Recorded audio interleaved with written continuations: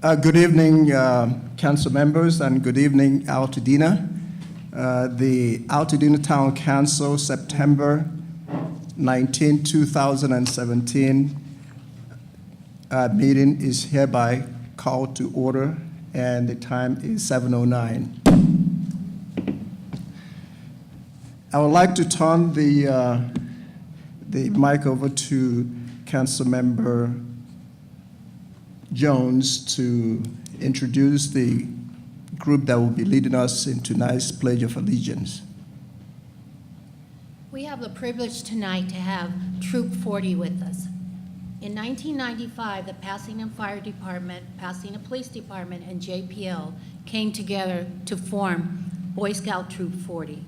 The troop's home is First AME Church, located on Raymond and Penn. Over 400 boys from the Altadena, Pasadena community have joined Troop 40 and became Boy Scouts. The troop has advanced 21 Eagle Scouts, 10 Lives, and 9 Star Scouts. Boy Scout leader and Altadena resident for over 50 years, Mr. Clarence Stubblefield, along with Ted Few, started with the troop in 1995 and is still Mr. Stubblefield is still the troop leader today. Mr. Few passed away. Scouts here tonight will earn a badge for civil leadership. These are our future leaders that will lead us tonight in the Pledge of Allegiance, and they're from our very own Altadena community.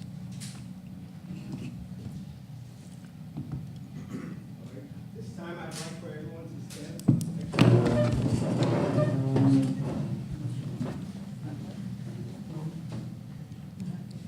Guards, attention. Color guards, advance.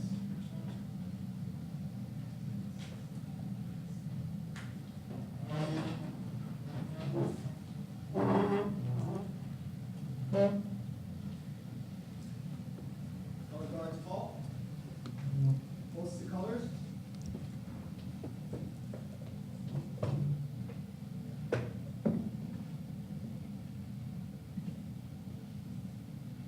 Please join us in the pledge of allegiance of the flag. Ready? Begin. I pledge allegiance to the flag of the United States of America and to the republic for which it stands, one nation, under God, indivisible, with liberty and justice for all. Retreat. Oh, we're sitting down.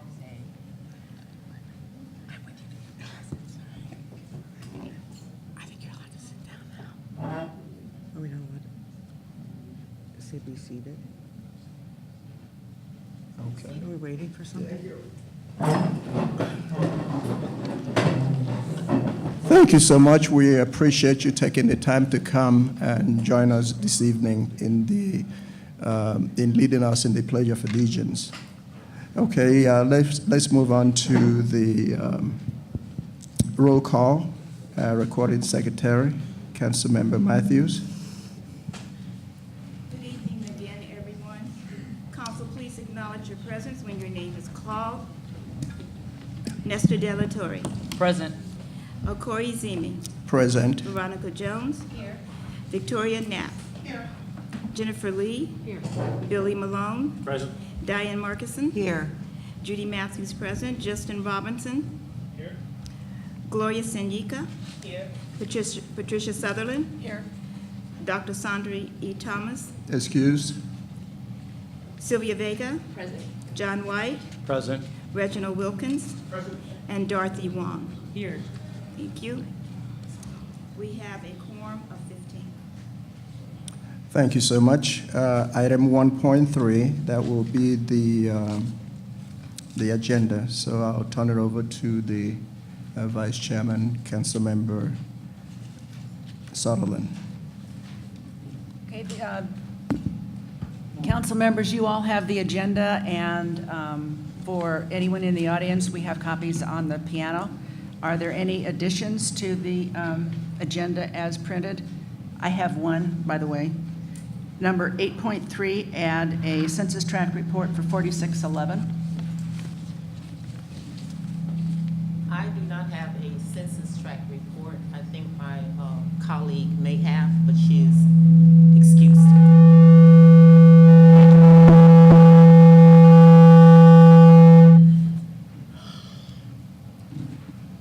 Yes, ma'am. Madam Vice Chair, which I would like to add 7.5 under the Altadena Community Reports, Assembly Local Government Advisory Committee report. I mean, O2, right.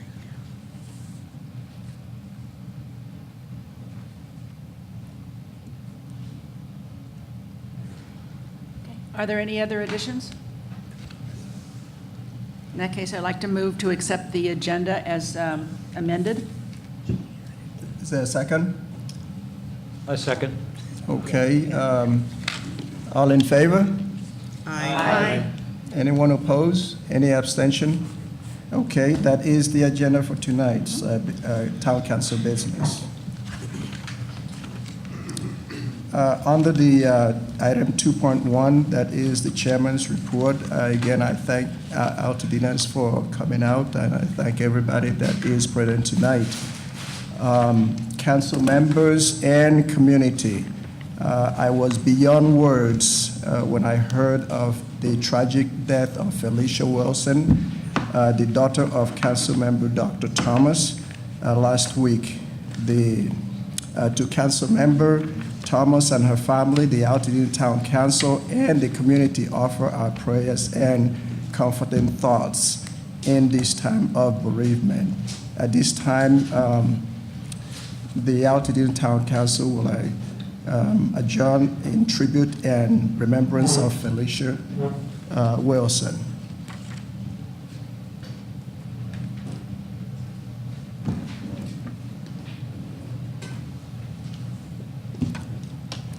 Thank you so much. All right, moving on to item number 2.2, that will be the Vice Chair's report. Okay. I want to let you know that the Executive Committee met on September the 12th to set the agenda for tonight's meeting. You will see one thing that looks a little different in that the general public comment is scheduled in the middle of the meeting and not at the end of the meeting. So if you have comments, general comments that you'd like to make, be sure and fill out one of the cards that are on the piano and turn it into either end here of the council table. And we will take your comments after the public safety reports. You all also, you all noticed that we have had the last couple of weeks, and especially tonight, some groups who led the council meeting in Pledge of Allegiance. We would like to offer that to many groups in the community, so if you know of anyone, if you have groups of your own, whether it's church or scouts, there's a lot of those around, we would be happy to consider them to lead the Pledge of Allegiance. If you have someone that you'd like to nominate to do this, see one of your council members, and they will coordinate with the Executive Committee. And I think that's all. Thank you so much, Councilmember Sutherlen. Moving on to agenda item number 2.3, that will be recorded secretary's report, and that's Councilmember Judy Matthews. Council, you were provided the draft ATC meeting minutes of August 15th, 2017, with the response date of Monday, September 18th, 2017. Are there any comments regarding the draft minutes? Not hearing none, I move that the draft meeting minutes of August 15th, 2017 be approved as presented. You've heard the motion. Second. Okay, and properly seconded. All in favor? Aye. Anyone opposing? Anyone abstaining? Abstain. Okay, one abstention. Item number 2.4, and that would be the treasurer's report. Councilmember White. The Altadena Town Council account stands at a balance of $2127. There's no outstanding debt.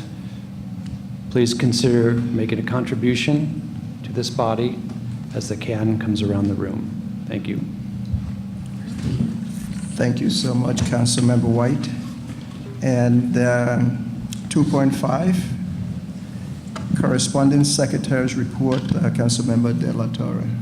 Thank you, Mr. Chair. I want to remind all council members that you will make sure that your contact information is updated, and if there are any changes, to inform me as soon as possible. The newest council members, Councilmember Knapp and Wilkins, their emails are ready to go, so any members who want to contact them, they can use their official AltadenaTownCouncil.org emails to contact them.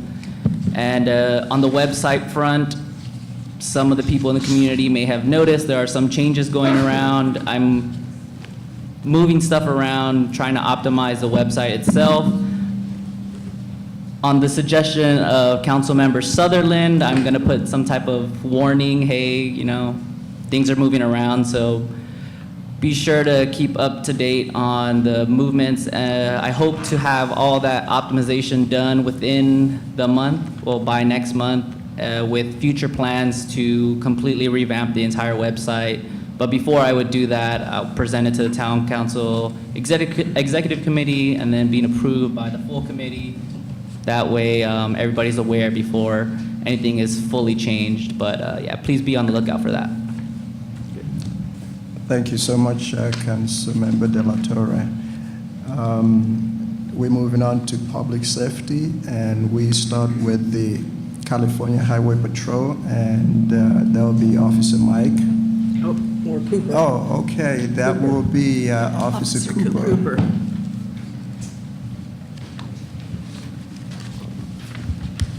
See if I can adjust this a little bit here. Good evening, everyone.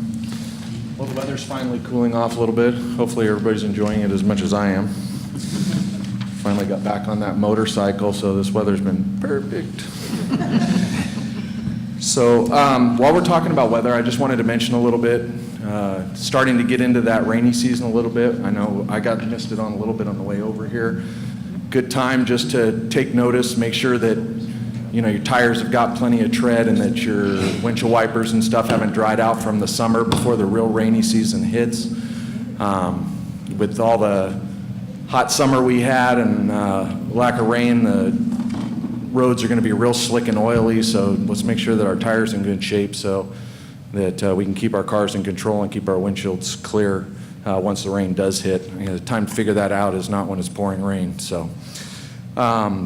Next, I wanted to go ahead and mention this Saturday, for those of you who have never been to it before, CHP is going to participate again in the Touch a Truck event that's down at Santa Anita Racetrack. We were there last year, and they landed our helicopter in the parking lot after doing a few laps. And if you've got kids or you're a kid at heart, it's just a big show where they bring out a bunch of heavy-duty equipment. I mean, military trucks and fire trucks, and the kids can kind of climb around and take pictures in them. And we'll have, I don't know for sure whether the helicopter's coming again this year, but I'll be out there with the motorcycle, and we'll have some commercial vehicles, and usually we bring Chipper, our mascot, out there. And so it's a good time. They have a lot of food vendors and things like that out there. So if you want to go, if you think heavy equipment is cool like I do, then it's kind of a fun show to go walk around and check out.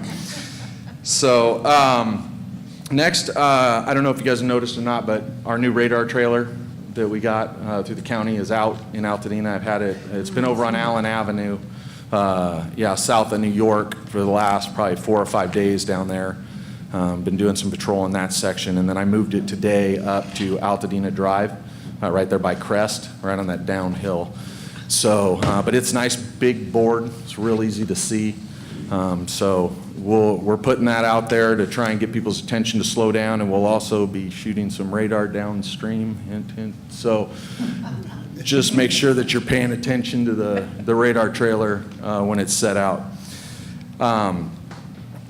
Next thing I wanted to mention, driving around today, I noticed, and I'm sure you all have, is that there's a lot of Edison construction going around. Yeah. So just be aware, they're posting no parking signs up and, detour signs, and people are out in the roadways. So let's just slow down and be cautious and make sure that we're not causing any issues with all the construction that's going on. As far as stats goes, I brought the stats for July 1st. In July, we had 27 total collisions. Of those, 14 were property damage only. We had 10 that were injury related, 17 were injured total, ranging from mild to moderate injuries. And then we had 3 that were DUI related in July. There were also, of those 27 collisions, 4 were hit and runs, and all 4 were reverse parked cars. So in August, we had a total of 17, so the traffic collisions went down quite a bit in August. We had 12 that were property damage only, and 5 that were injuries that had some sort of injury, and we had 0 DUIs in August. And of those, we had, again, 4 hit and runs, 1 of which was a vehicle versus a pedestrian. And that's what we got for stats for those 2 months. That's all I've got, unless anybody's got questions for me. There's a question from Councilmember Markinson. I have actually 2. Okay. One is, we, just as a reminder for when the rain starts, we have a rule about headlights on if your That's correct. windshield wipers are on. So Yes, if your windshield wipers are on, your headlights need to be on as well. And most cars, most of the newer cars, that's not really an issue because they run their daytime. right. And some of the newer ones, when they sense the wipers, they turn the headlights on automatically as well. So, but if you have a little bit older car, yeah, you need to make sure that when you turn your wipers on, that you're running your headlights as well. Okay. The other thing about the radar, we periodically have people asking us or telling us that people are speeding on their street.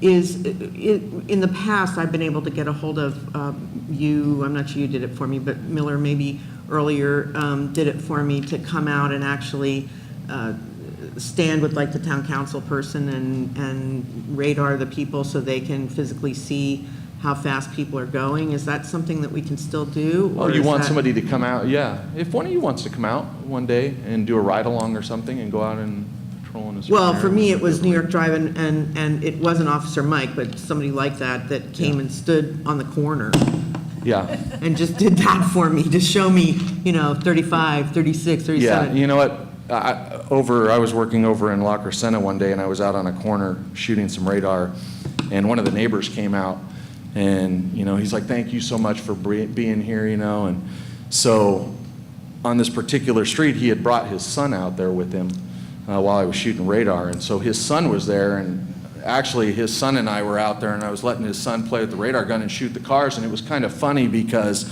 having him next to the motorcycle with the radar gun, just people seeing him out there, yeah. they were like slowing way down, It's like, I guess if a kid's radaring you, it's time to slow down, right? Yeah. Does the cart, or what are we calling that? The truck, the cart, the thing the trailer. Yeah, the radar trailer. Not a hard word.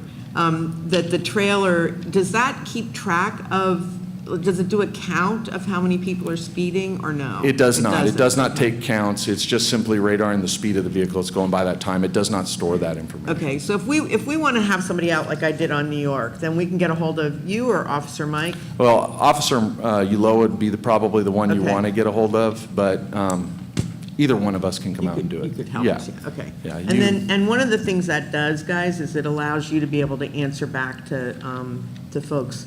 In my case, we saw that they weren't really speeding, it just felt like they were on New York Drive. So the majority weren't going even 40, so, yeah.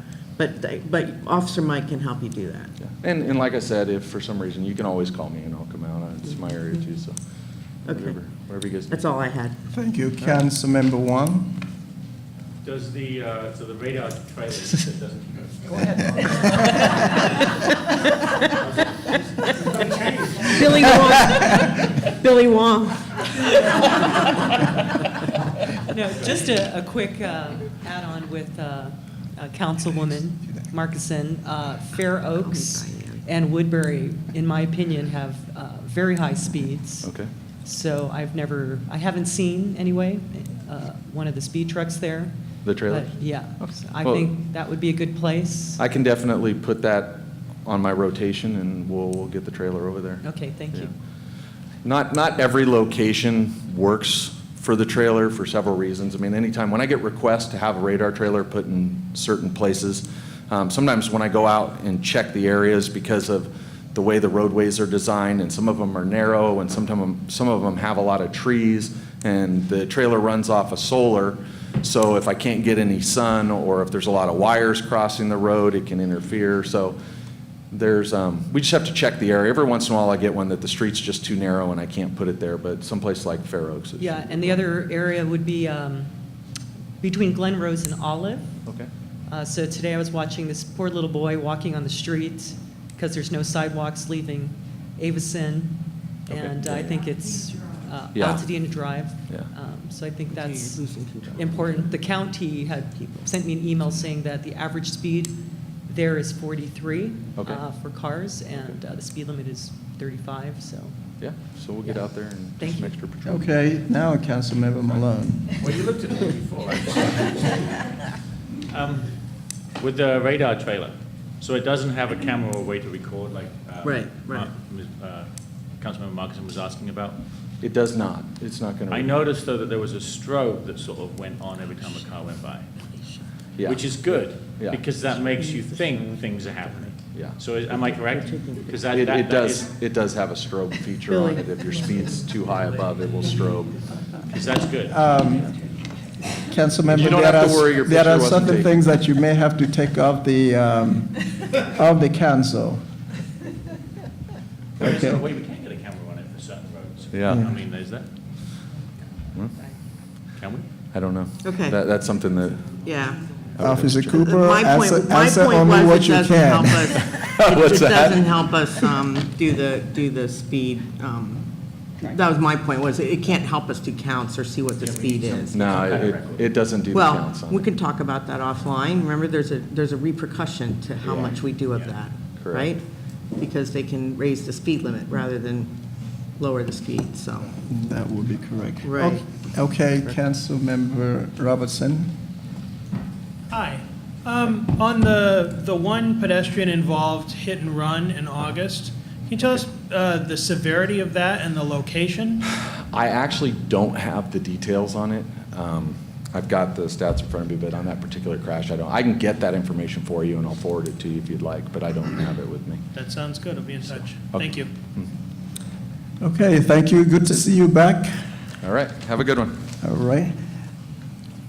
The Altadena Sheriff Station, Lieutenant Octive.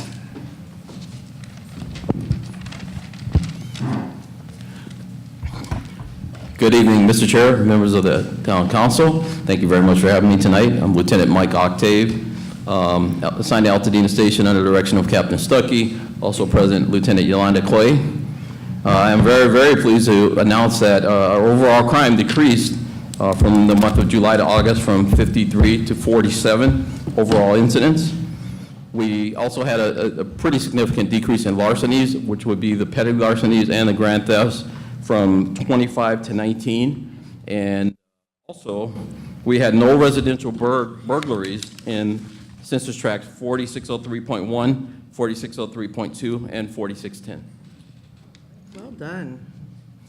Any questions? Wow. We're like that. We might get out by 7:30 before 8 o'clock. Okay. Any questions from council? I have, Okay. actually have one for Yolanda, I think. Parking, For Lieutenant Clay? parking. Yeah, Lieutenant Clay. Or Captain Stuckey, whoever comes. I thought you said Lieutenant Clay was here. Anyway, I have a question about on Washington Boulevard between like Altadena Drive and Pepper, actually right at the school, Webster School. We have an ongoing problem almost every weekend about semi-trucks parking overnight. We're right on the border with Pasadena over there, and they can't park in Pasadena. So I'm wondering if we could, I can talk to you offline about it, but it came to me this past weekend again. if we could talk offline about just having it be a regular, Check? yeah. Okay. And then, we, the oversized vehicle rule, they can't park, what, between 1 and 6, or 1 and 5, or 2 and 6, or 2 and 5? It's like 2, I think it's 2 and 6. Okay. We're pretty close. So Uh-huh. they need to be checked at that time and then ticketed, because they don't have permits. It's majority on the weekends from Friday to like Monday morning? Yeah. And that's Washington and Pepper?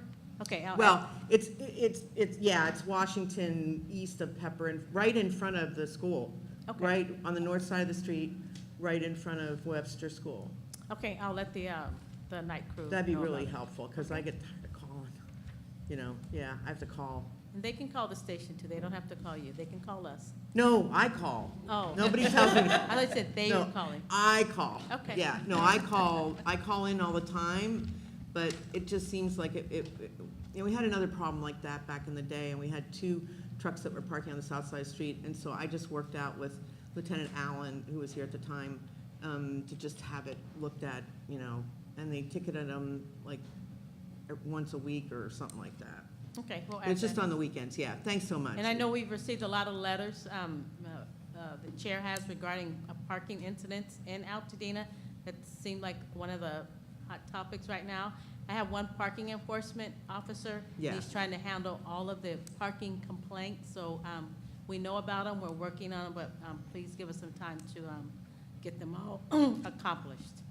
And don't wait until they become a problem in your area. Right. If you see a car that's obviously been abandoned on the street, it's been there more than 72 hours, just give us a call, give us a license number, a description of the vehicle, and we'll come out and we'll red tag the vehicle, and then we'll start a follow-up process Right. on that. Okay. Okay? So, our problem is like Friday night to, Monday morning on the north side of the street, but somebody has to come out between 2 and 6, or whatever the time is, Right. right? Yeah. Okay. To discourage them. Thank you. Thanks so much. Councilmember Wong, did you have a question? It's been addressed. Okay, thank you so much. There was one, okay. Councilmember Jones? Yeah, I just want to make a comment. I just want to thank you for all your help. I know I've been calling and emailing and asking questions, and I just wanted to say thank you for that personal attention. But it allowed me to go out in the community and just ask a few questions of the business owners there. Okay, So, no problem. thank you. And that's with everyone on the town council, to email me if you have a question, and give me sometimes a day or two to respond back to you. Sometimes it's immediate, sometimes I don't get a chance to respond, but that's what we're here for. Okay? Thank you so much, Captain. Thank you. Lieutenant Octave.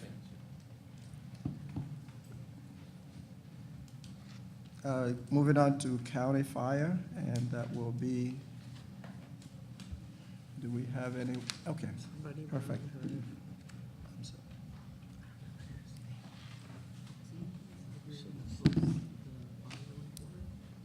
It's here. He's a little taller than I am. Okay, so the activity, fire department activity for the month of August, there were a total of 364 responses in Altadena. 293 of those were for medical incidents, and we saw a total of 294 patients. And those are all kind of, their chief complaints are all listed out in the graph for you.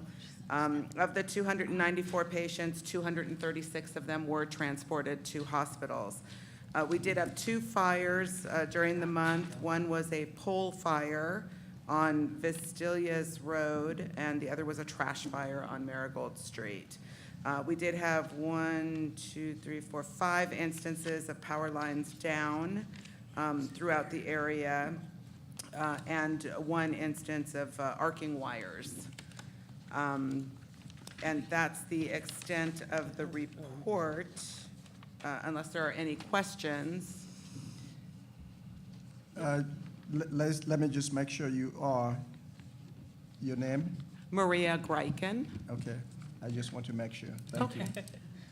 I just wanted to say thank you. I know there've been a couple of really not huge, but huge because the firemen got on it. Like at the top of Lake, there was a fire recently, and The there've been some Latuna brush fire? fires.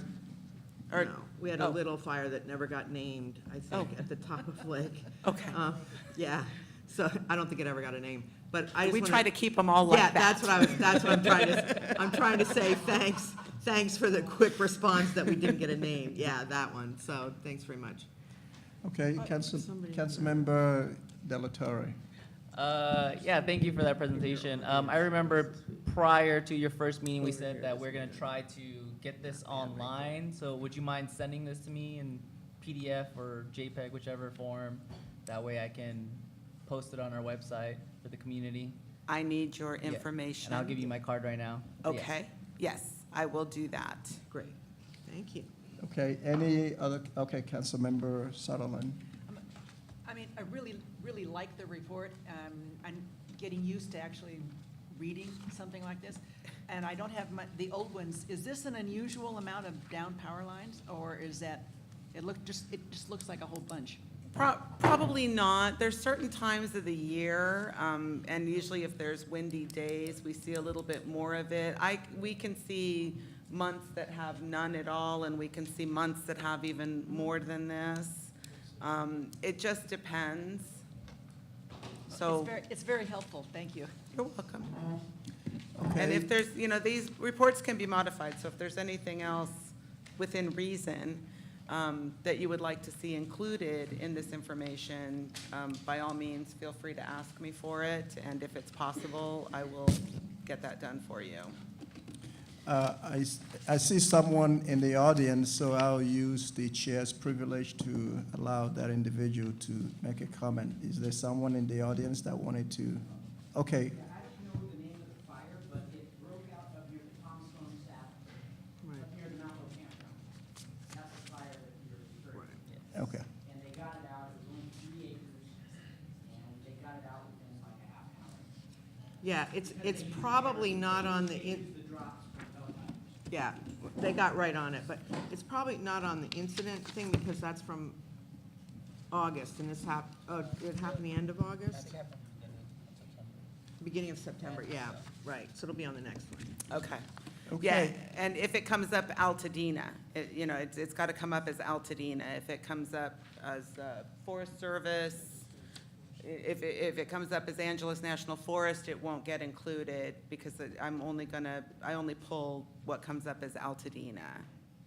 So there's a possibility that it may not be included in the report.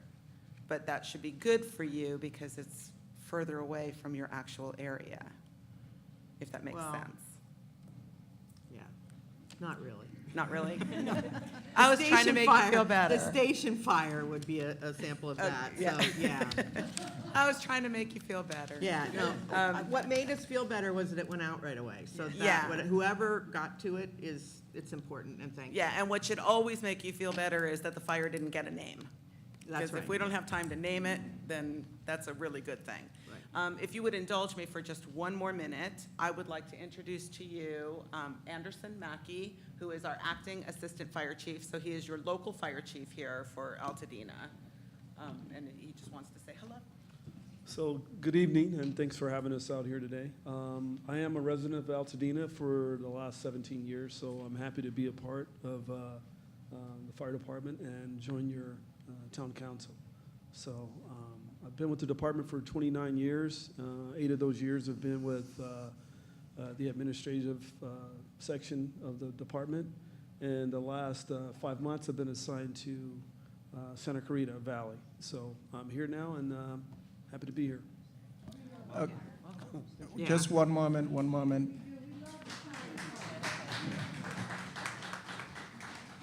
Okay, if you have a card, we would like to get one. Otherwise, you can give us your names for the record so that Okay, we can.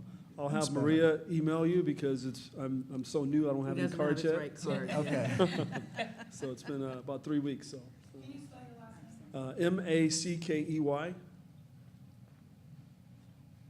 First name is Anderson. Okay. Go right ahead. Just a question, I'm not sure who to address it to. We asked this last month. On the front page of the activity report, what falls under good intent calls? So a good intent call would be any type of public assist, that dreaded call we get a lot of times, that cat in the tree, or that's service call. Okay. Yeah. Well, I'll let her It's talk like- more about the good intent. That's good intent to me. She's going to tell you, but go ahead. Good intent are false alarms. Okay. But we don't like to call them false alarms because the only time I really call something a false alarm is when it's malicious, when somebody maliciously pulls. So this is somebody who had all the good intentions. They see smoke coming from somebody's backyard. Fire department gets there, it was the barbecue. Okay. You know, so it was a good intent. Got it. Thank you. They Okay. meant well. Thank you so much. All right, we're moving on to CERT 3.4. Anyone from CERT? Not tonight. Not tonight. Oh, here comes Karen. Oh.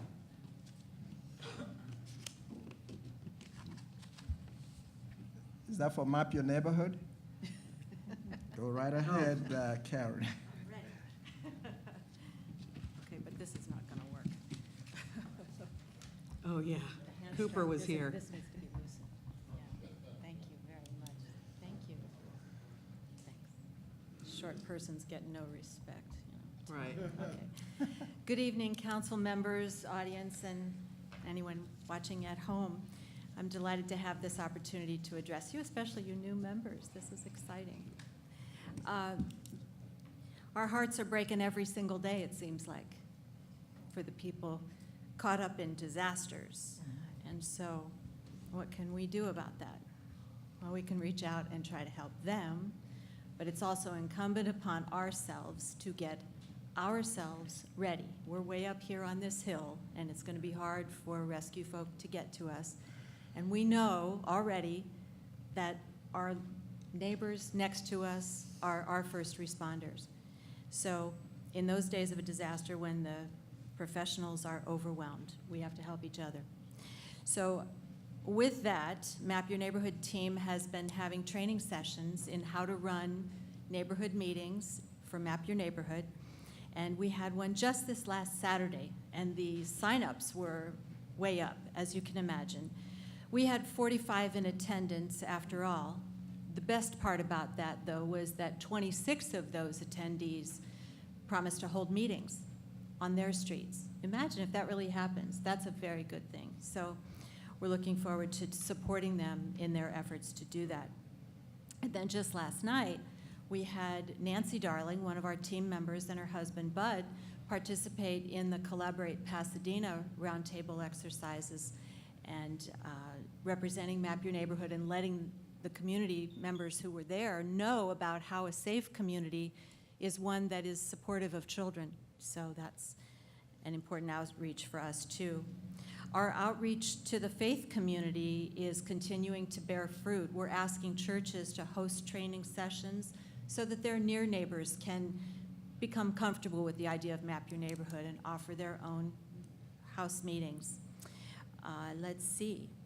Interesting conversation came up Sunday where one of the attendees said, you know, my neighbors would have a hard time stockpiling some of these things that you're recommending in the personal preparedness part. And she said, I don't know, is there anybody around that helps folks to do that, to get their household ready?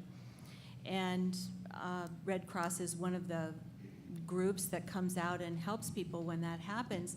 But one of our number, Millicent, remembered that we also have these flyers called 21 Weeks to Prepare, and it's one of those great tools that sets in front of your face the ease with which you can spread out the job of getting ready so that in 21 weeks you've got your ducks pretty much lined up without breaking the bank in any given month.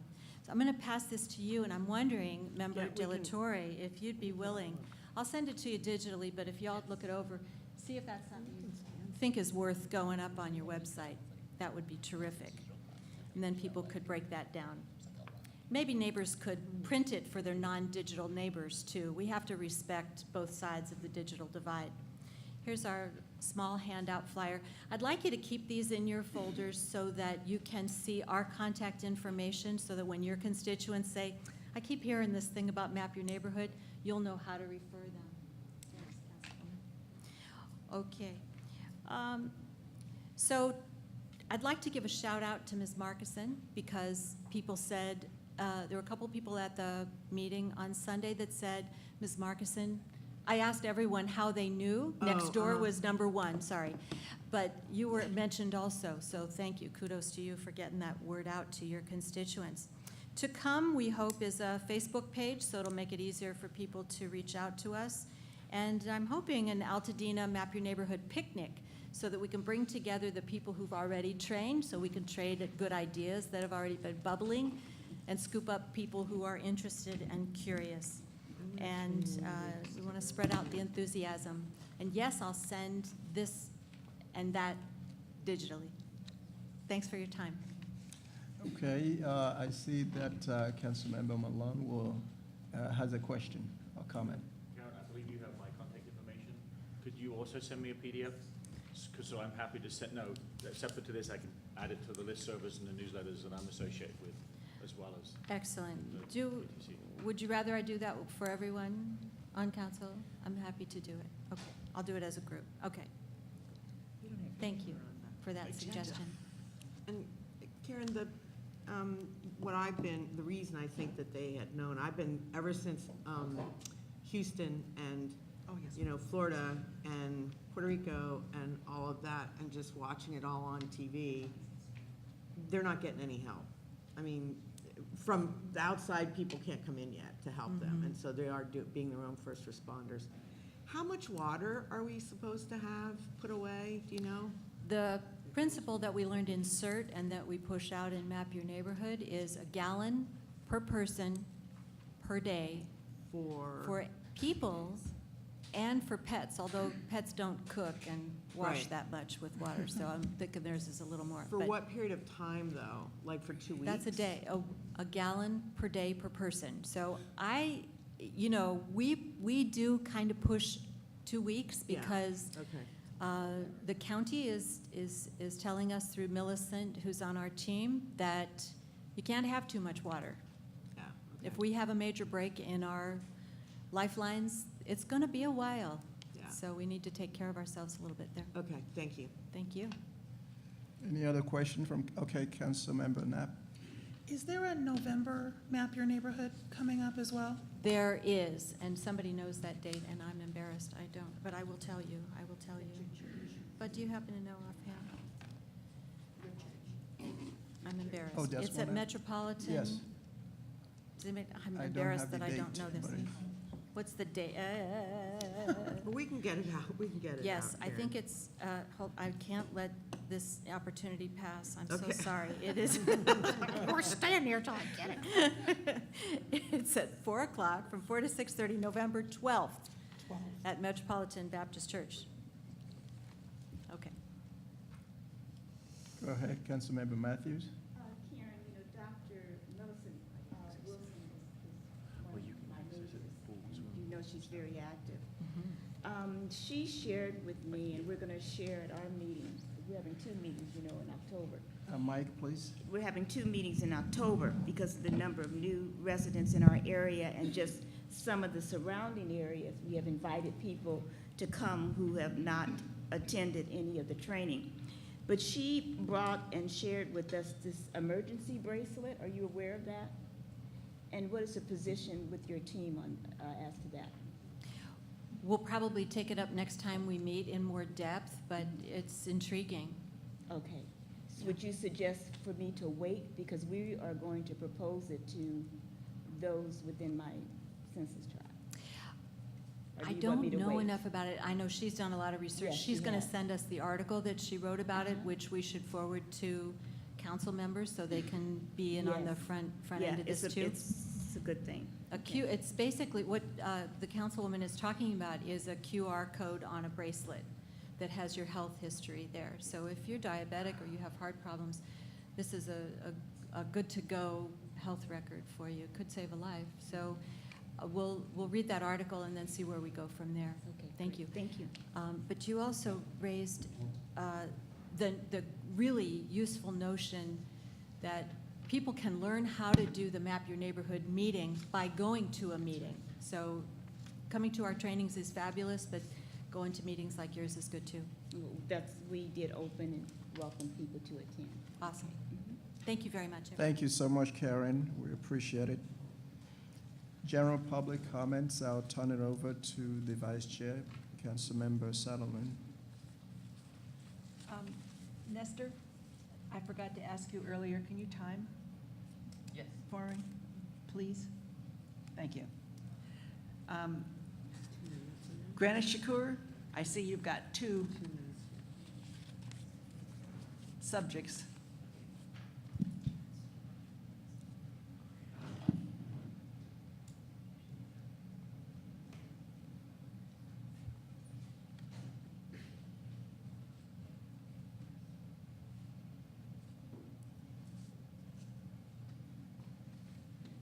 Well, the cops left, so they can't answer my question.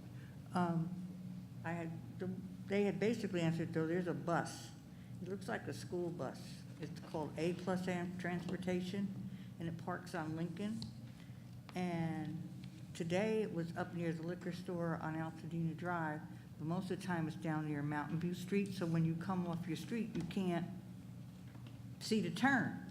Or when you want to turn into the street, you can't. But now they're saying the ordinance is only good from 2 to 6. So there's nothing, I guess, we can do about that. So, yeah, so if you want to talk to me afterwards, I can help you with that. Okay. And talk you through what can and can't be done. Okay. The other thing is something I've been asking for a long time. And that's to look into head-on parking in front of the main library for people like me who can't walk the stairs, and if we park on Mariposa, we can't keep the door open in our car because the street dips down too much. So either if the county can level it out a little bit by the library, or else have a couple of spaces that go head in, because it makes it hard to go to the library. And I've been asking about this. I asked Mindy told me to ask them, then you were gonna look into it and you never did, or you got busy. And this has been going on over a year, and I don't think it's right. Those are my 2 comments. Thank you so much. Is gonna have a town hall meeting here on Thursday, so I'll ask her personally. She is? Yes. Heritage is hosting. Oh, I didn't know. Thank you so much. Next. Oh, sorry.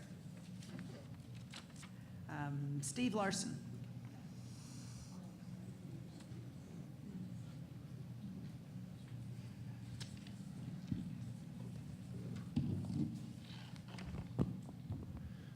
Good evening, Mr. Chairman, council members. I'd like to thank you for the opportunity for me and my colleague Anita Gazarian to introduce our group to the council. We are Alta Pasadena Indivisible. We're one of over 5,000 indivisible groups that formed after November's elections. And to give you an idea of what we're about, at our last board meeting, we adopted the following mission statement. Indivisible Alta Pasadena seeks to protect our values, our neighbors, and our families. We act and collaborate to safeguard and advocate for the environment, political and electoral integrity, racial justice and immigrant rights, women's and LGBTQ rights, and universal health care. We follow the Indivisible Guide model for civic engagement with elected officials to ensure that our voices are heard. We're interested in issues both at the national and local level. Among the local issues that our members have identified as being of interest are the relationship between law enforcement and citizens, protecting immigrants in our community, the Devil's Gate Reservoir Sediment Removal Project, and gentrification in our neighborhoods. We hope to have the opportunity to come before the council in the future to share our views, keep you abreast about our activities. Thank you very much. Thank you. Thank you. I know we generally don't make any comments, No. but on this one, What? does anyone have something they want to say, or just leave it alone? Why are you asking? Okay. All right, thank you so much. Kevin Singleton.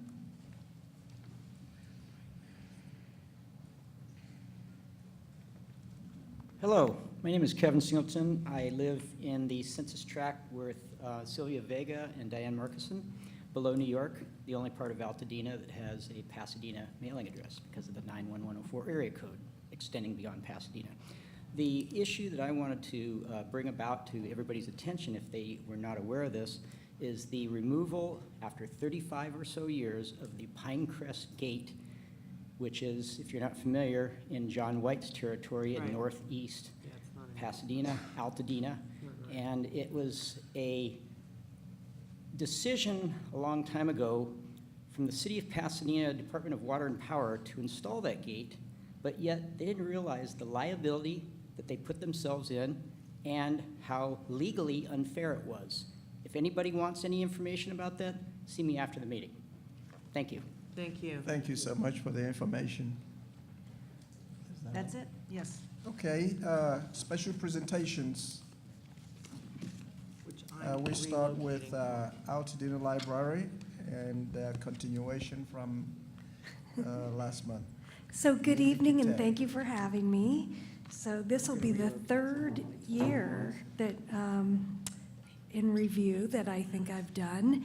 And I'm going to start with a little bit of current information, then we'll do a quick video, and then I'll answer questions after that. So first of all, I wanted to remind everybody about our fundraiser, Taste of Dena, on Saturday, and hopefully you will be coming to that, and you can still purchase tickets online. It's going to be a really great evening. We have a lot of great wineries, breweries, and local restaurants, live music, opera, and other fun things going on.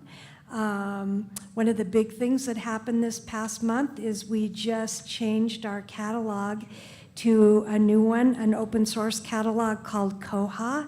If you haven't had a chance, go onto our website and give it a try. It's much more user-friendly, and huge thanks to Christopher Kellermeyer, our IT person who did all the work and made that magic happen. Our Fab Lab is up and running. If you don't know, we have 3 3D printers, and we just got a grant for another one. And if you would like to use one for free, all you have to do is come in and make a reservation. Usually you can just get one on the fly. The last week of September is Banned Book Week in America. And we are here for you to make sure that you have everything that you want to read and that you have access to all information. So please come in and read one of our banned books. We got lots of good ones. Second Saturday starts up again in October with Upstream. We have I gave you all a full calendar of the whole rest of the year for second Saturdays. And then currently we have 2 programs that are drawing large crowds that you may not know about. One is happening, I think, right now, which is Chess Club on Tuesday nights. We're getting like 20, 30 people coming and playing chess. It's for all ages. And our open mic night, I believe, is on the last Tuesday or Tuesday of the month, and that is going to be, it's already fabulous, and it's just going to get better and better.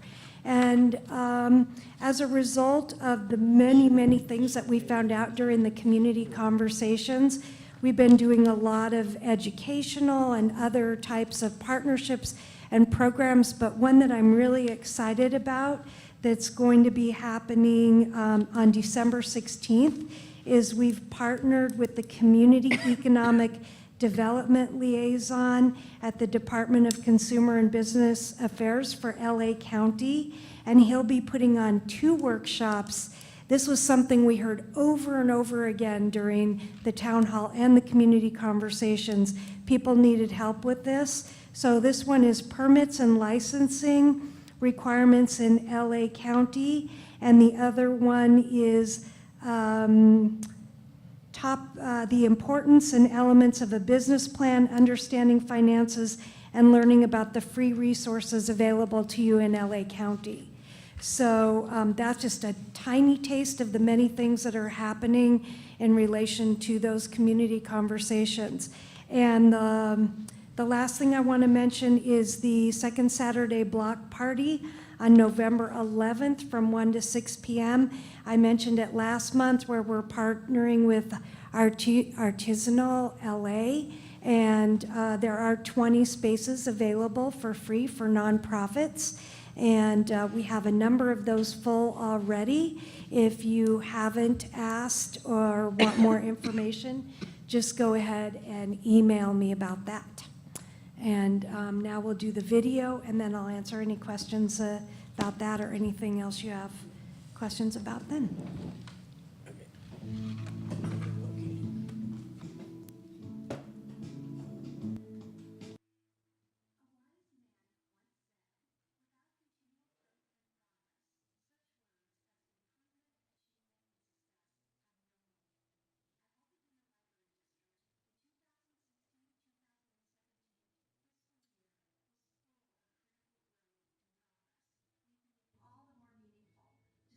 Such a significant milestone in the library's history.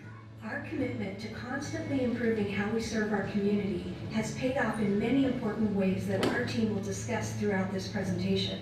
Following the 5-year strategic plan, library operations have continued with a focus on the 5 defined goals of funding, outreach, facilities, lifelong learning, and technology, following our highlights and achievements within the primary goals of the strategic and operating plans.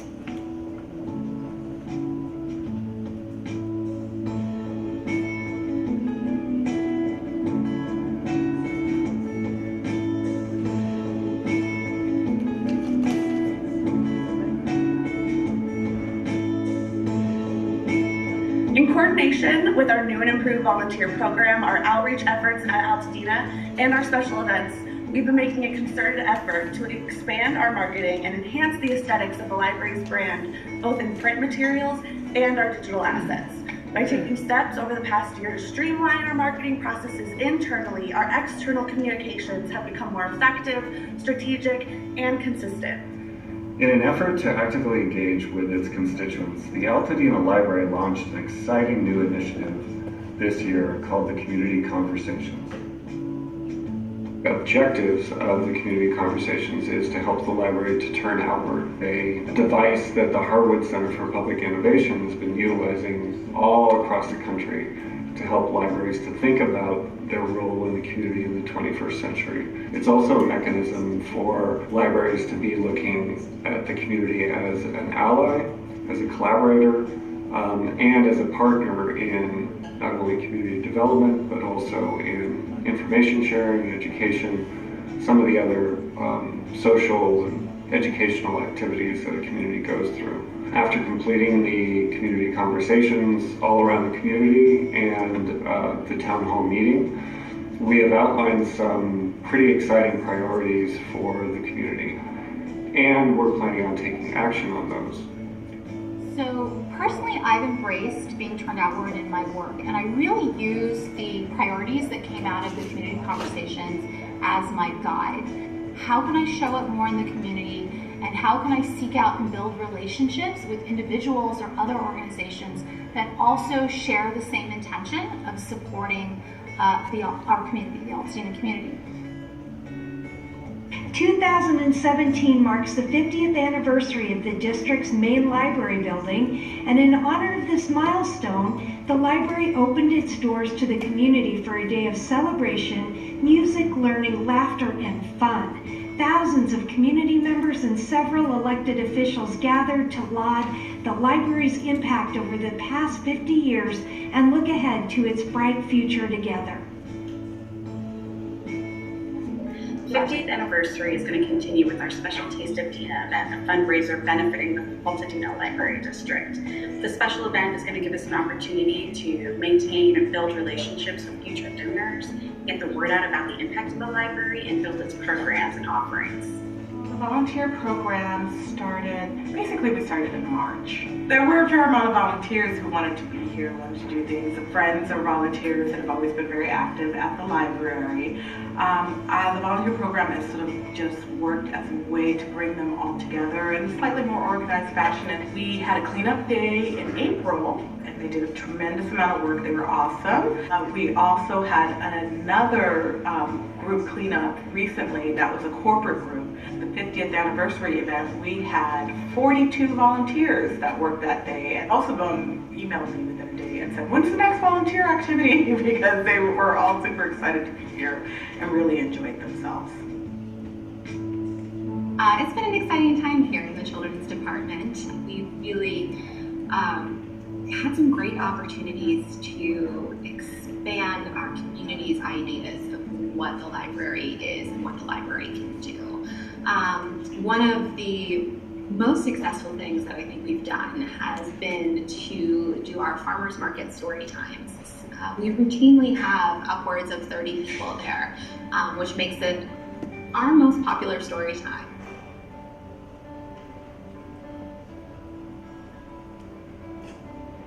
The first segment of what we hope will be a multi-phase project, the Phase 1 renovations, addressed needed updates to shelving, flooring, electrical capacity, aesthetic improvements, and signage. The new shelving brought the library into compliance with Seismic Safety Code and American with Disabilities Act requirements. Additional electrical outlets were built in areas of the library to allow users of mobile devices increased opportunities for charging and for future expansion of technological capacity. The worn carpets and flooring were replaced thanks to the generosity of the Altadena Library Foundation. We completed the Phase 1 renovations on time and under budget, and were also able to complete a number of additional projects during the closure, such as the installation of a new alarm and video system for library security, an entrance gate to the parking lot, enabling us to secure the property when we are closed, and painting and refinishing of much of our woodwork and fixtures inside and outside the library. A programming committee was recently formed to develop programs that meet Altadena residents' needs with creativity and innovation. We have and continue to offer diverse programs on topics including music, film, social issues, the environment, and more.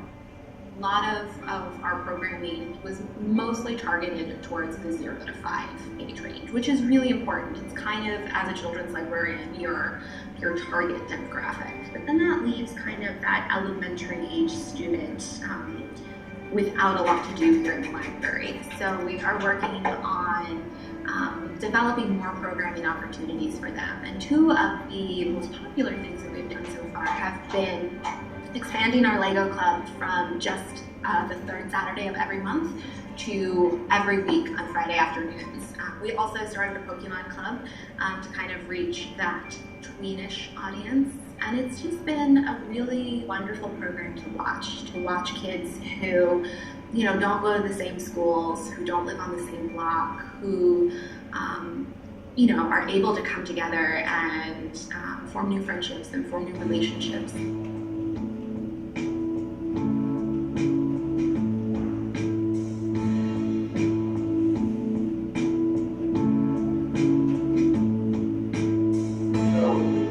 For technology in the past year, we've seen some serious advances in the library. Some other things that have been going on in the background too. A chat feature on our website, and that chat feature allows the public to message staff members live any part of the day. It's creating that connection with the public, increasing public service, and doing it through technological means.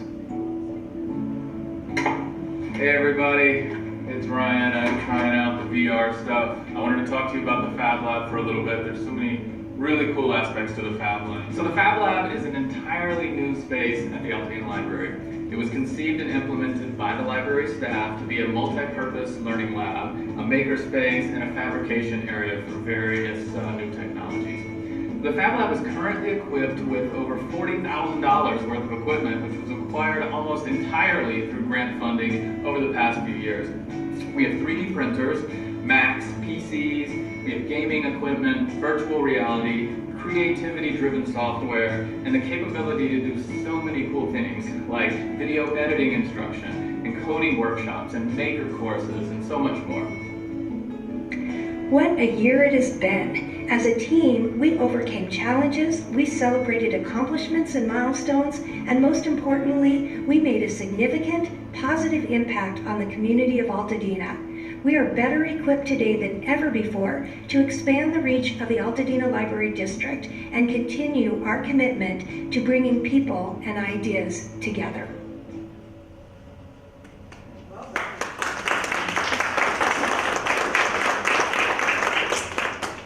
Thank you.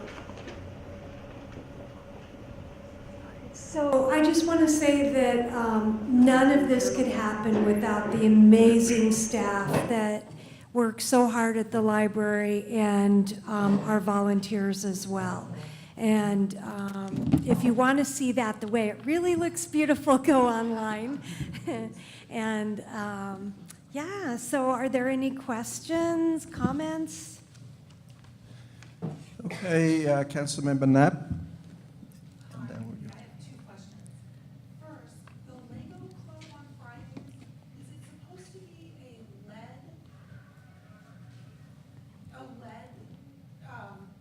Activity? Yeah.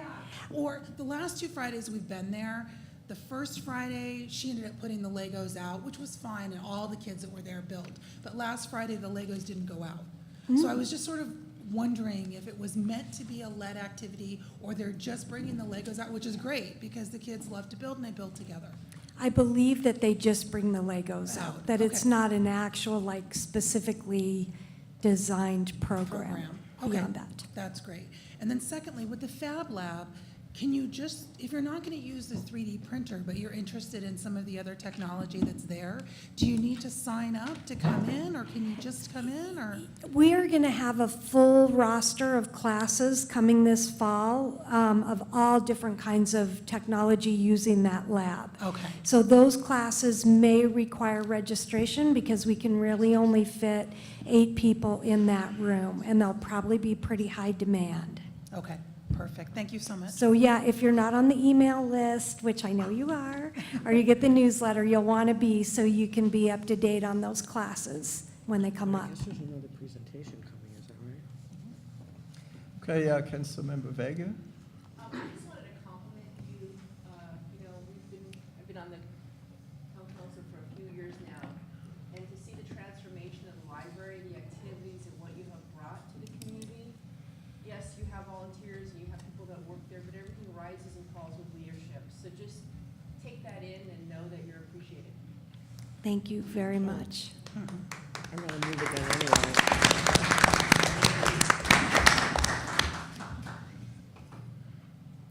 Councilmember I Jones. just have one comment, and I want to piggyback on what she says, because I use the library a lot. And I would just like to see a little of that. I know that, and I spoke to you about this, the Bob Lucas Library, just a little of that going over to Bob Lucas. So I am going to comment on that a little bit.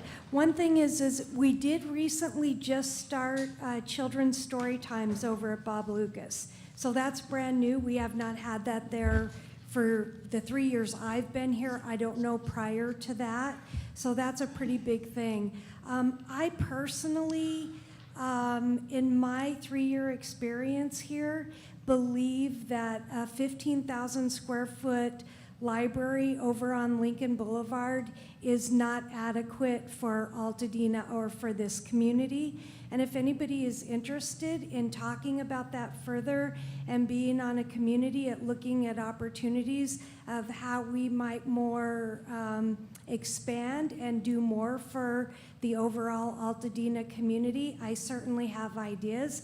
And I would love to talk to you about it. Okay, and just something as simple as the gardens around the library. I mean, something, I feel like it's looked the same for 50 years. And the branch is actually on the schedule for this year. We hope to be able to remove the carpeting, probably put in a hard flooring, repaint the interior, paint the exterior, and redo, and probably remove all the lawn and put native plants in all the areas around that library. And that would That's be really- all on the agenda for this year. Okay, that would be really nice. Great, thank you. So that's a separate topic that you can talk to me offline about. Okay, any more questions from the council? Okay, thank you so much, Mindy. I know it's been long coming, and we appreciate the hard work. I will say one other thing, sorry. Our board packages are now also online. I really believe in transparency, so the Friday before every board meeting, if you go on our website, on the page about the Board of Trustees and the agendas, you'll find the whole board package with the agenda in case there's something there that you're interested in and want to come to the board meeting or want more information about. And if you want any of the older board packages, just let me know. I think they go back about 8 months or so. So, all right. And thank you very much. I really appreciate it. I know it was a huge chunk of time, and I really, really appreciate it. Thank you so much. Okay. I have a question. When are the board meetings? What you said once a They're on month? the fourth Monday of every month at 5 o'clock in the community room in the main library, except for December where there's no meeting. Okay, so 5 p.m. on the last Friday. Last Monday. Monday. For Last Monday. the Fourth Friday. Fourth Monday. Which may not be the last Monday. Right. It often That's true. isn't. Yes. All right, thanks again. Thank you. Okay, moving on to item number 5.2, and that will be the homeless information in the San Gabriel Valley. And it is a presentation by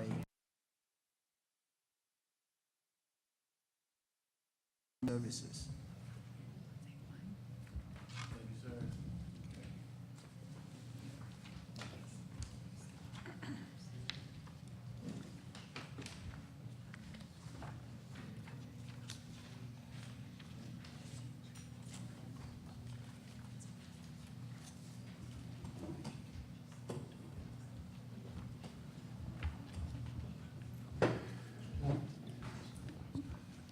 Okay. Good evening, everyone. I'd first like to thank the Altadena Town Council for having me present to you all. Daniela couldn't be here. She had another meeting. There are a lot of cities around the San Gabriel Valley, but I do appreciate Daniela giving me this opportunity to be with you great folks this evening. So there's a lot of information to cover about our homeless count at LASA, but I'll keep it brief. There's a lot of data within this presentation. But again, I have handouts that I've passed out to the town council. I didn't have handouts for everybody in the audience, but I'll direct you to our website where you can go and view some of the results if you'd like. This is, I represent an organization called LASA, and LASA is a joint powers authority between the city and the county of Los Angeles. And we are responsible for allocating funding to different service providers across the county who provide homeless services and also, who provide homeless services to homeless individuals. And as a part of our homeless count, there were a lot of different individuals, city agencies, and county agencies that we worked with, and also our statisticians over at USC. So this is just a list of thank yous that we just like to recognize anytime we go and we present. Okay, so why do we count? I think that's a pressing question. But you know, a lot of focus has been on homelessness right now, especially in the city of Los Angeles. The mayor's actually declared a state of emergency on homelessness. So the count is very, very important. It gives us what we call a snapshot or a point-in-time count of how many homeless individuals we see on the streets. And they also answer key questions about homelessness in LA, such as how many people are on the streets? What are some of those demographic makeups of the people that we come across on the streets? What are some of the distribution across the county of some of our resources. And where are people experiencing homelessness staying on any given night? And there's a map within the presentation that will show just for the San Gabriel area, San Gabriel Valley area, that's going to show you some population density in terms of homeless. And the point-in-time count is mandated by the U.S. Department of Housing and Urban Development. So it is a requirement from HUD that we do put on this count annually. We used to do it every 2 years, but we do it annually now. Increasing number of homeless individuals on the streets, as you may see in your areas. And when do we count? Again, like I said, the homeless count is an annual count. We do it within the last 10 days of January. And we also do not just what we call our point-in-time count, but we also do our youth count as well. And we like to put, very specific focus on our youth that are on the streets. And again, our street count, January 24th through the 26th by service planning area. And as you can see, this is the service planning area 3. So your count will be on the 24th of January. And then, as I said, the youth count blitz days, those are January 27th through the 31st. And SPAs 3, 5, 6, and 8 are going to be January the 31st. And I didn't introduce myself, but my name is Keenan Joseph, and I just saw SPA 6. That's the region that I coordinate. So Daniela's coordinating SPA 3, and I coordinate the service planning area 6. So just wanted to throw that out there. Okay, who do we count? We count unsheltered and sheltered individuals on the streets. And also our sheltered, of course, are individuals within shelters. And the unsheltered individuals that we count, the definitions of an unsheltered individual is an individual or a family whose primary nighttime residence is public, private, or a public or private place not designed for ordinary use as a regular sleeping accommodation for human beings. And then, of course, our shelter count, we count individuals or families living in supervised, publicly or privately operated shelters designed to provide temporary living arrangements. And I'll go into the different components of our homeless count as to how we track those different individuals within shelters and also on the streets. And as part of our sheltered count, we track individuals within emergency shelters, transitional housing, safe havens, and emergency hotel and motel vouchers. Where do we count? As you all know, the Los Angeles County is very, very vast. San Gabriel Valley being one of those more larger areas in terms of geography. But we count within what's called the continuum of care. And those are all of the cities within Los Angeles County except the cities of Glendale, Long Beach, and Pasadena. Those 3 cities are outside of the continuum of care. They all do their own separate homeless count. And then that data, we use that data in conjunction with our statistics to provide a comprehensive but separate tracking of that data. And we like to count 100% of our census tracts throughout the county. We've done a great job at individual SPAs at counting a full enumeration of our census tracts. And we'd like to, with the help of our volunteers, keep that going. Street count locations. We count on metro lines, county parks, riverbeds, alleys within certain cities. And we have special teams designated to go out into some of those hard-to-reach areas where we don't feel volunteers would be best fit to go into those areas and count. So we really rely on our special teams there. And then the shelter types, again, emergency shelters, transitional housing shelters, safe havens. And the LACOC, again, it excludes Pasadena, Glendale, and Long Beach. How do we count? So again, sheltered and unsheltered. Our unsheltered count, our street count data, the demographic survey, and also our youth count demographic survey are how we capture our unsheltered populations. And as you see, just the different subsets of families there in the diagram. And then our sheltered information helps us count, it helps us track those sheltered individuals and also is that shelter? I can't see that. I think that's shelter intake there. I'm sorry. Yeah, shelter intake surveys. So we have these intake surveys that we do within our shelters that help us track how many individuals are within those shelters to get a good count on individuals on the streets there. I mean, in shelter, I'm sorry. So some of our enhancements that we've made to our homeless count. I think when we look at the homeless count, I think one of the most visible parts of the count is the point-in-time count, where we go out with our volunteers and we have them count their respective census tracts. And also our youth count is another component of our homeless count. But also our demographic survey component of the count helps us get that demographic information in terms of the family makeup that we see on the streets. And also our shelter count. So we have 4 different components. I know you can't see it in yellow, but I'll read them off to you. So we have the demographic survey. Again, we have response cards for sensitive questions that we go out into the streets and we do interviews on homeless individuals. A lot of personal questions, and we've made enhancements this year to actually give them cards that they can feel safe to give us true and accurate information so that we can reflect that within our data.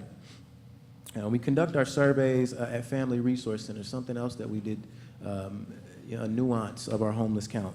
And then this allows us to get a more comprehensive, accurate count at individuals who use some of those access points in terms of finding services that they need in their situations. And then the other component of our count is the street count.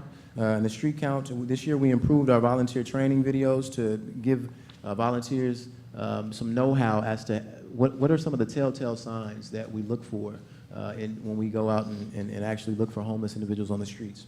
And we've also expanded our collaboration with LA Metro and the County Park Rangers. And then for our youth count component, we've improved our strategy to capture those youth hotspots. So we work with different youth agencies across the county to help us, we have them help us plot and show us where some of the homeless youth may typically congregate and where some of their friends that they know who may be homeless, where they hang out at. So it helps us get more specific information there. And we've decreased our survey length. I can remember what was called a vulnerability index, SPDAT form, that we used to use to go out and track the vulnerability of individuals on the streets. And that was a very, very lengthy form. Imagine a 40-page document that you had to take out into the streets with you to do manual inputting of information. I mean, that's very, very lengthy. So one thing that we've scaled down our survey to make it effective and intuitive, and we can get a comprehensive amount of coverage there, doing our surveys shorter, in shorter time frames. And our shelter count. Some more nuances that we made is a pre and post count review by providers and our regional experts. So we have committees that are intricate to the planning of the homeless count, and we get their expertise to help us get a good look at what we have in terms of homelessness in our shelters.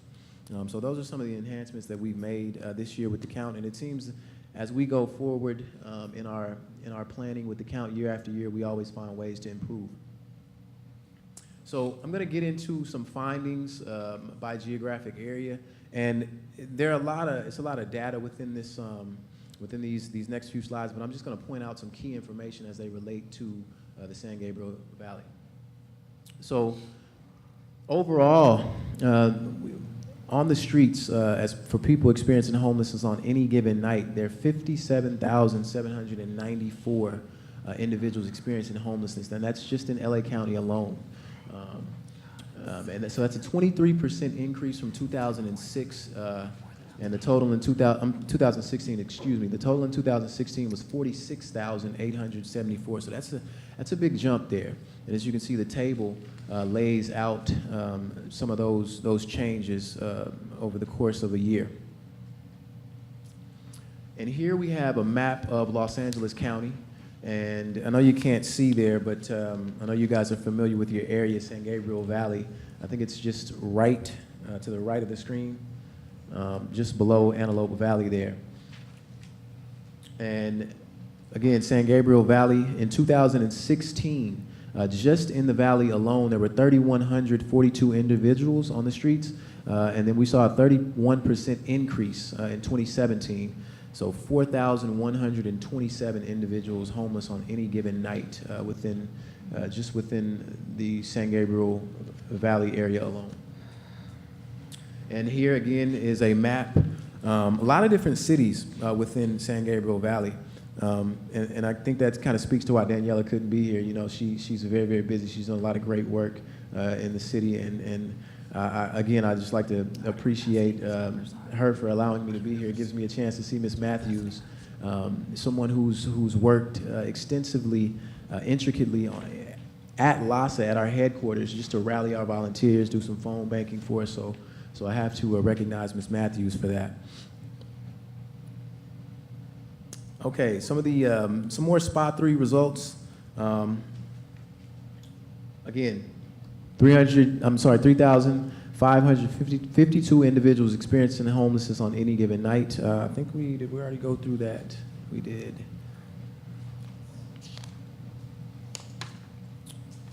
Go forward. Okay, so vehicles and encampments.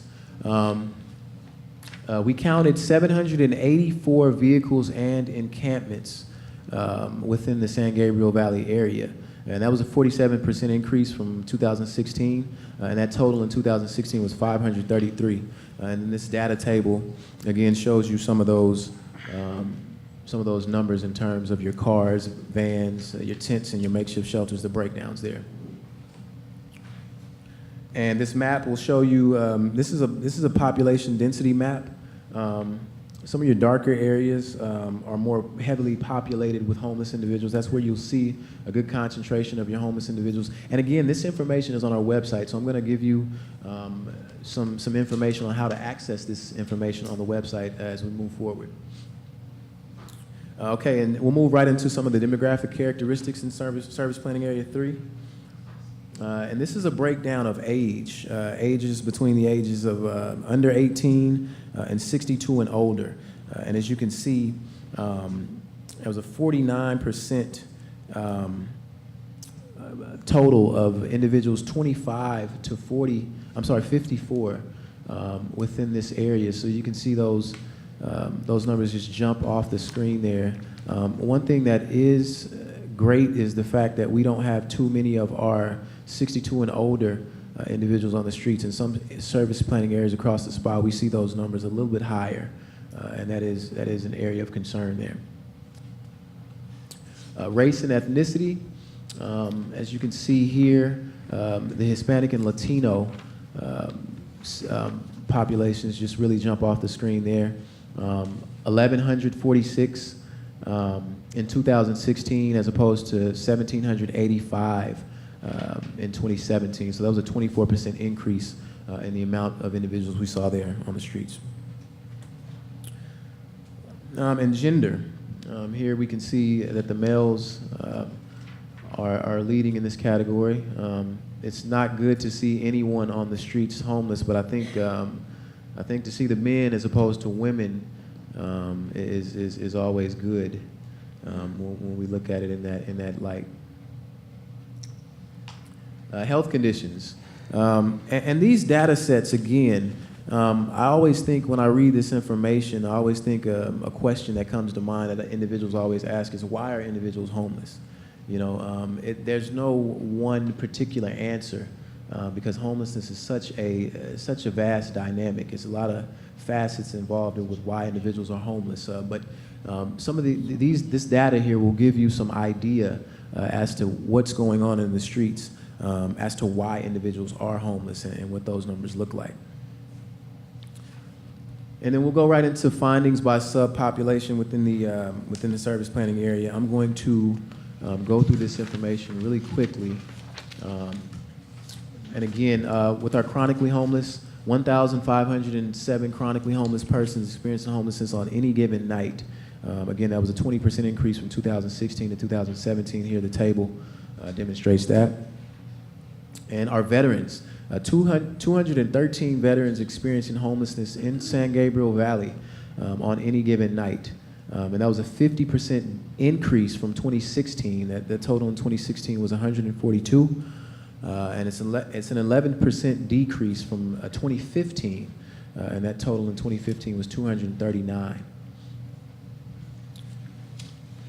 And people in families, so 673 people in families experiencing homelessness on any given night.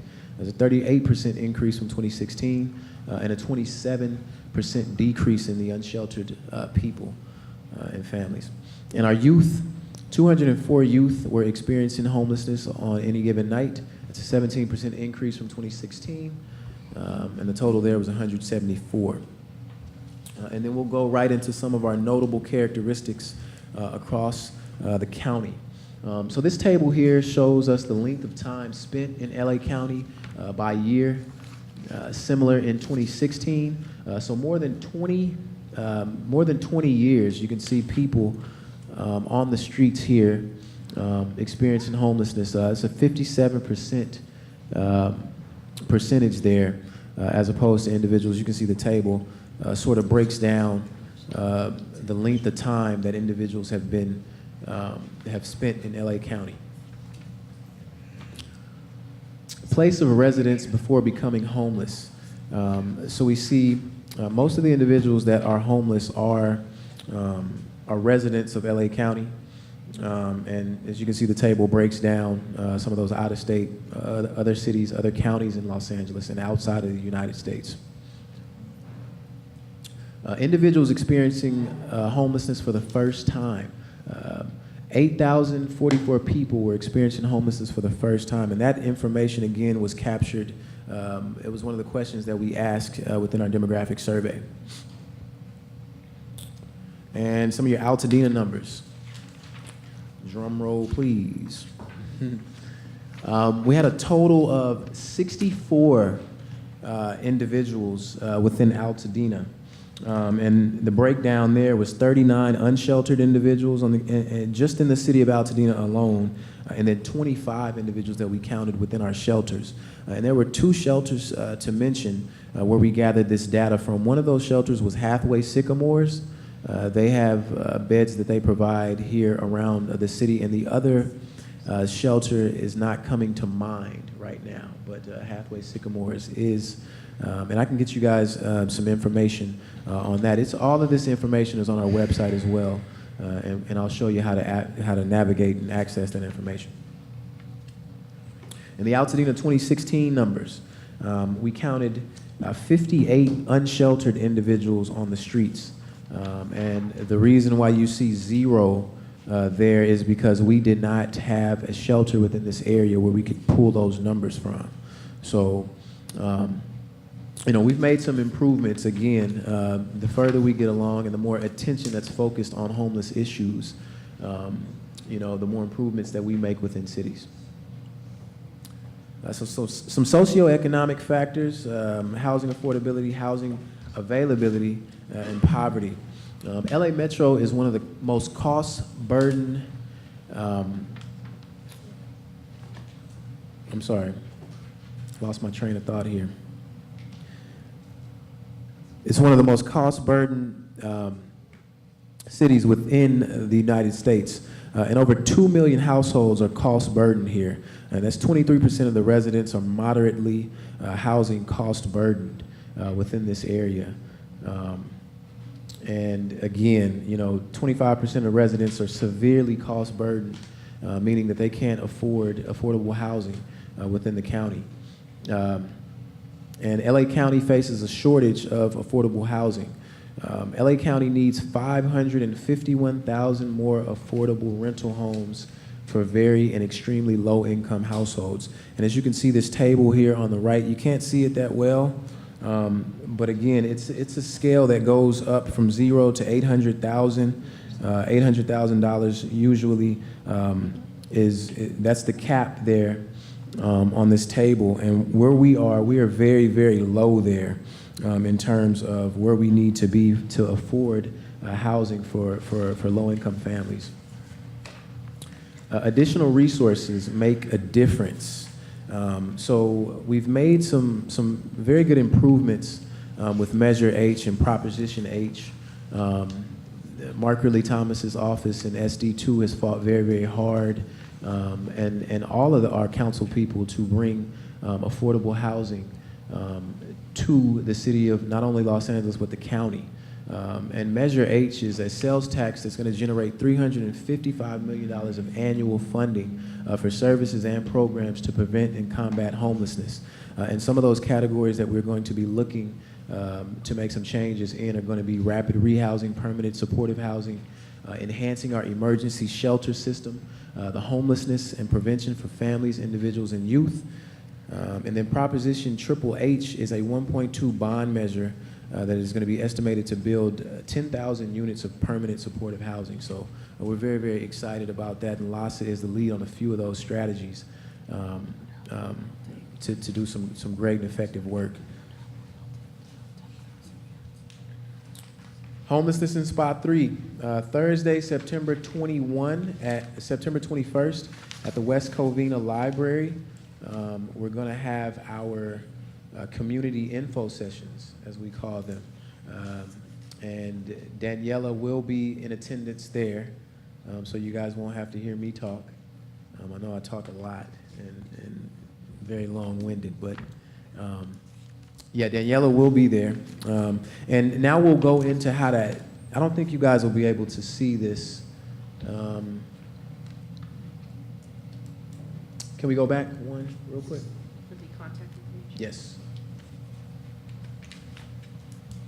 Yeah, so the community info sessions are really targeted to our individuals within community who don't know what LASA does and may not know where some of those resources are to provide homeless individuals on the streets. So it's going to be a great info session.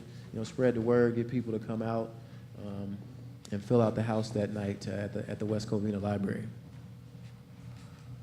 So we'll go right into how to access this information on our website, and I'll try to do as best a job as I can with you guys looking at the screen here. So once you go to our website is www.lasa, that's L as in Larry, A as in Apple, H as in Harry, S as in Sam, A as in Apple.org, and then you'll get this. This is our interface on our website.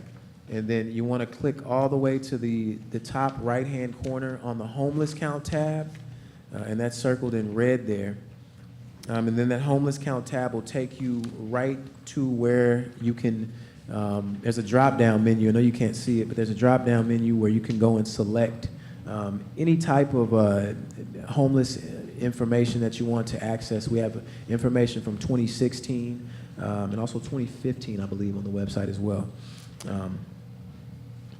And then once you select those drop-down menus, you'll see an option for opt-in community, for supervisorial district, service planning area, your opt-in community, and then also you can pull data and reports from that website as well. And again, if you guys,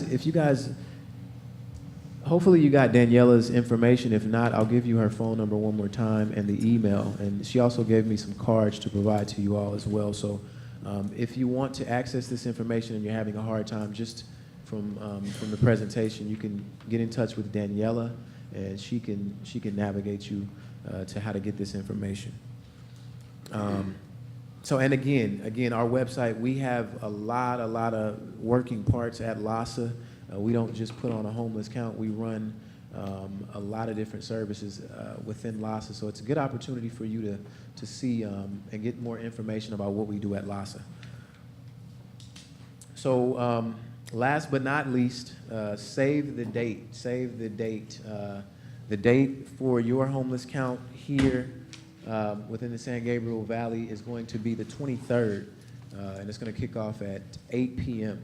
I don't have information on the deployment sites, but there'll be deployment sites around San Gabriel Valley, a lot of cities around, a lot within this service planning area.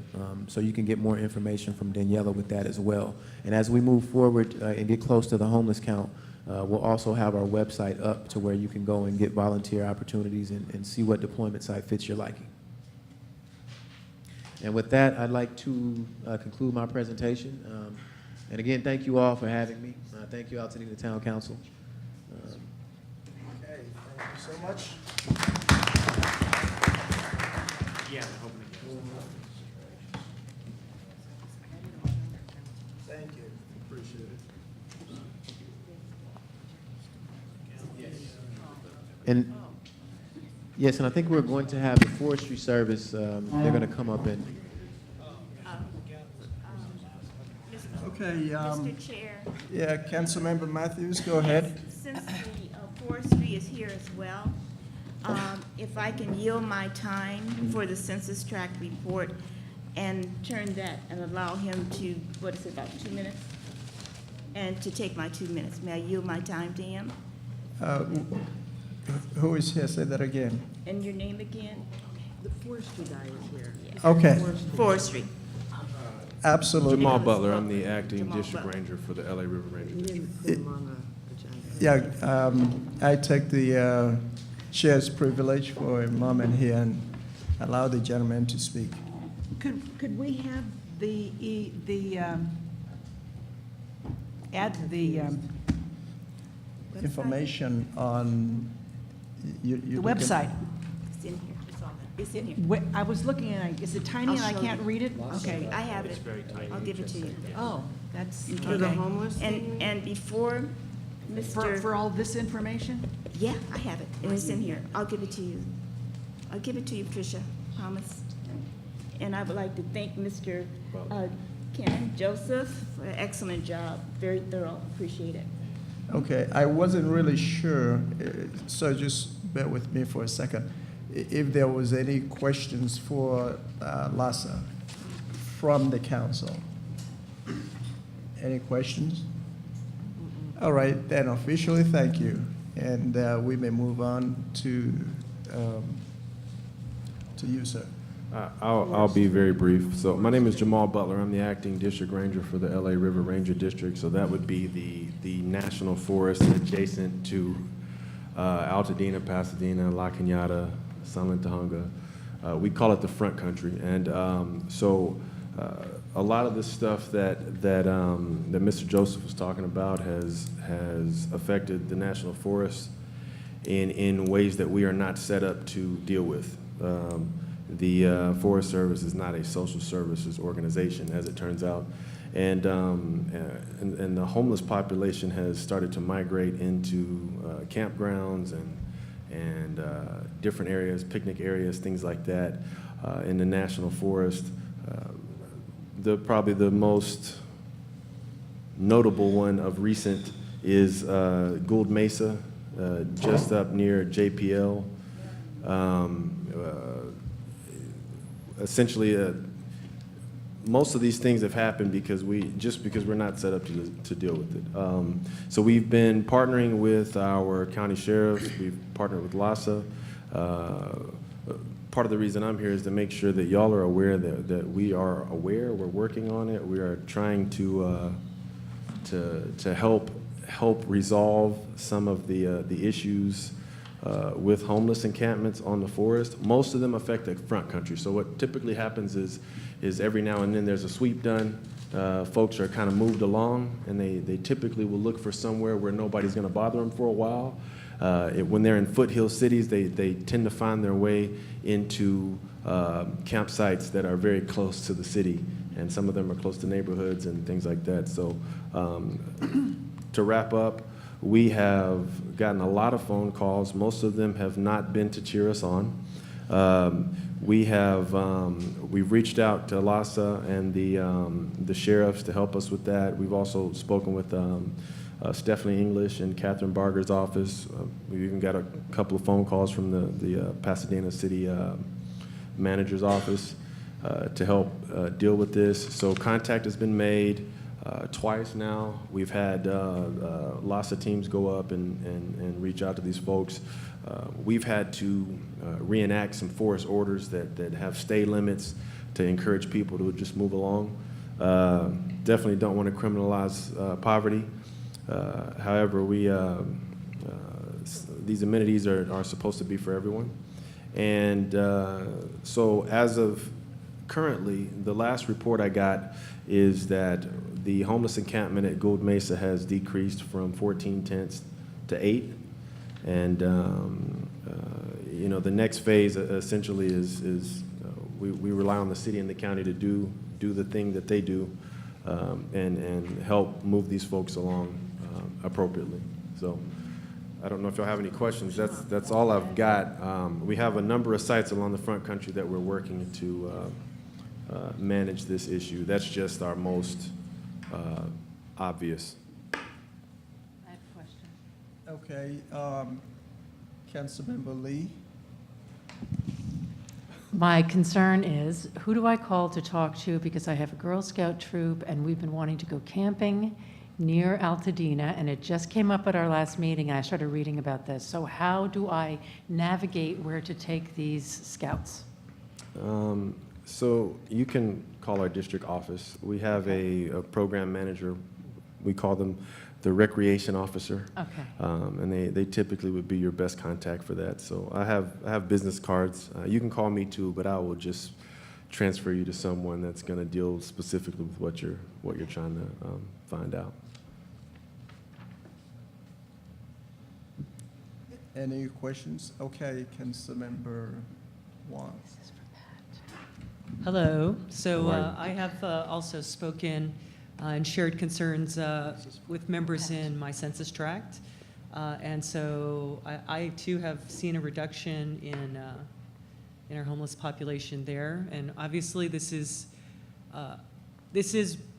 looking at the county reports. It is definitely a interesting situation where as this increases, it is also increasing the number of people that are going into the comfortable place, which is our forest. But we just talked about 7,000+ acres burning of the verdugos, and thanks to our great LA County fire, we were able to stop this. So I still think one of my main concerns is open fires. So how can we help within our community to really control that? That's a good question. So I'll say this, and the Forest Service always needs your help. That's the first thing. Just so you know, we put out a lot of fires on the national forest. So the Angeles is about 700,000 acres, and this past weekend we had 17 fires. So y'all didn't hear about any of them because it turns out we're really good at getting on top of them. Ways that you can help,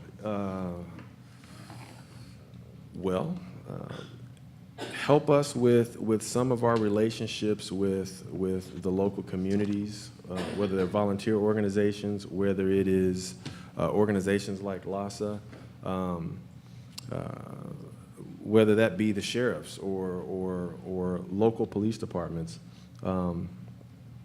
These are just things that we were not designed to do. And so it is not our choice. We don't get to decide how much funding we get to implement our programs. That's a higher process, and y'all can influence those things more so than we can. To be helpful, make sure you are keeping these things at the top of the list of important stuff, if that makes sense. When you're speaking to your city officials or whoever you like to speak to, make sure they appreciate how important it is for you to have a safe place to recreate adjacent to your homes or to your communities. So. Okay, thank you so much. Can I get the mic going? Okay, thank you. All right, we appreciate you coming and happy to have you in the last minute. Okay, so we're moving on to the next item, which will be our community report. So I'll turn it over to item number 6.1. That will be Land Use Committee update. Councilmember Marcuson.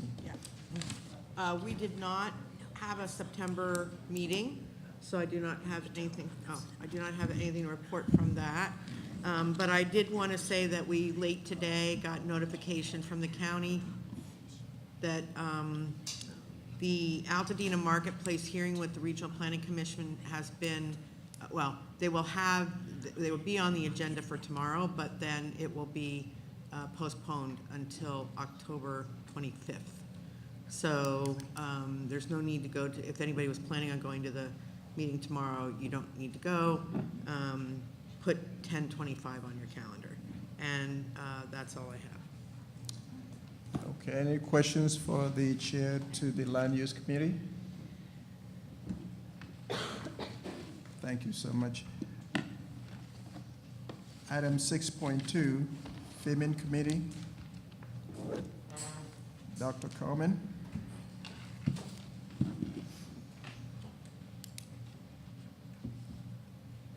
Good evening, council members, members of the Get the community. mic. The filming Mic, please. Well, somebody should help her. It's not hers to do. Okay, Thank good you. job. The filming committee, thank you. The filming committee is currently working on a FAQ, frequently asked questions, having to do with location filming in Altadena. We would like to invite members of the community to come to our meetings if they're interested. If they're interested, please contact me, Ann Coleman, or Councilmember Pat Sutherland, or send an email to altadena.filmingcommittee@gmail.com. Thank you. Any questions for Dr. Carmen? Thank you so much, and we'll be looking forward to the FAQ. All right, next, Education Committee. I'm excited about this one. Councilmember Lee. On August 26th, the Altadena Town Council Education Committee had its first town hall at the Altadena Library, which was a fantastic venue for us.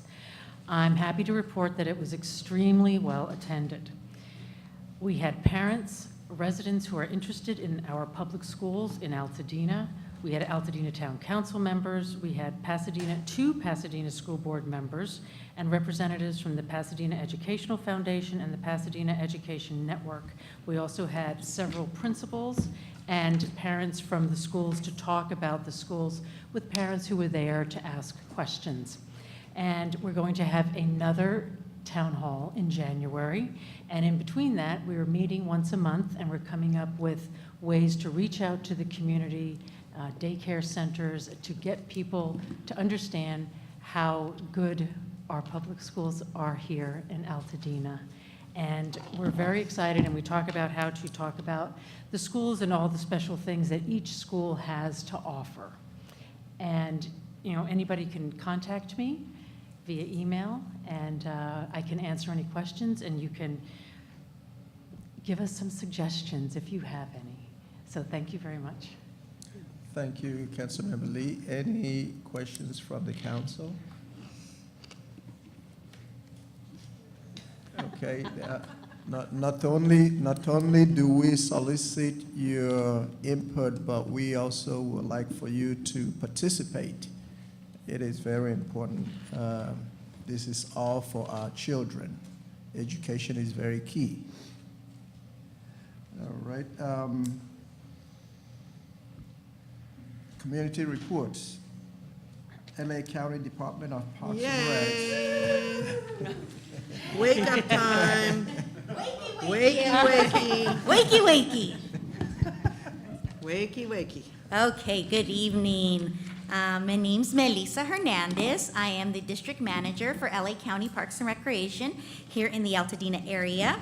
Have some programs to tell you about. We're back to school, so full season of regular programming with after school club and sports back on now that summer camp's over. So we have first our girls lacrosse, and this is getting very, very popular. I'm so excited. It's our second year doing it at Loma Alta. This is going to be our third year, because the first year we had 3 teams, we had another team. So yeah, this is our third year of doing it at Loma Alta, and it's getting very popular. So I'm super excited with girls lacrosse happening. So that's at Loma Alta. We have cheerleading also, signups available. At Charles White, we have soccer. So youth soccer ages 3 to 8 is available at Charles White. And then I have an adult basketball tournament happening at Loma Alta. Only $70 per team on October 19th through the 20th. So you'll contact Loma Alta about that. I have soccer at Loma Alta as well, and soccer at Farnsworth. So all three of my parks, Charles White, Farnsworth, and Loma Alta, will all have youth soccer this season. And then I want to promote the after-school club at Farnsworth Park. I saw them walking. It's so cool because we walk the kids from Rosebud, which is right across the street from Farnsworth. So they walk over, pick up the kids, and they walk back to the park. So it's a great way to get some exercise in and then get after-school care. So that's available at Farnsworth Park Monday through Friday from 2 to 6. And all the wonderful sports I announced, I'll keep copies of all the flyers on the back table. If you need any information at all, you can reach me at 626-398-5451 for information, or you can look on our website. It has a list of all of our programmings for all LA County parks, and we have this awesome thing called the e-brochure, which gives you every single program at every single county park, and that can be found at parks.lacounty.gov. That is it. Thank you so much. Any questions from the council? Nope. Okay. Thank you. Have a good night. You too. Thank you. Chamber of Commerce, Councilmember Malone. Well, a lot of things have been happening. I mentioned last time we introduced the mixer evening again. That was a successful event. We should be doing that every other month from now on. We had a last power breakfast last week, which was to discuss the commercial impact of the CSD. And a member of the county came to discuss how the new CSDs will affect our commercial districts, how the new CSDs will correct our commercial districts. That was a power breakfast last week. This coming Saturday, Senator Portino will be here doing a business walk of our business communities. He will be doing, I don't know the businesses identified as of right now because he will do as many as he can. Let's put it that way. So it's limited depending on how much time he has, but he will be here and there'll be photo ops. There will be a meet and greet at Hoopla on the west side. I believe it's 2:30 to 3 o'clock on Saturday, if you'd like to meet him.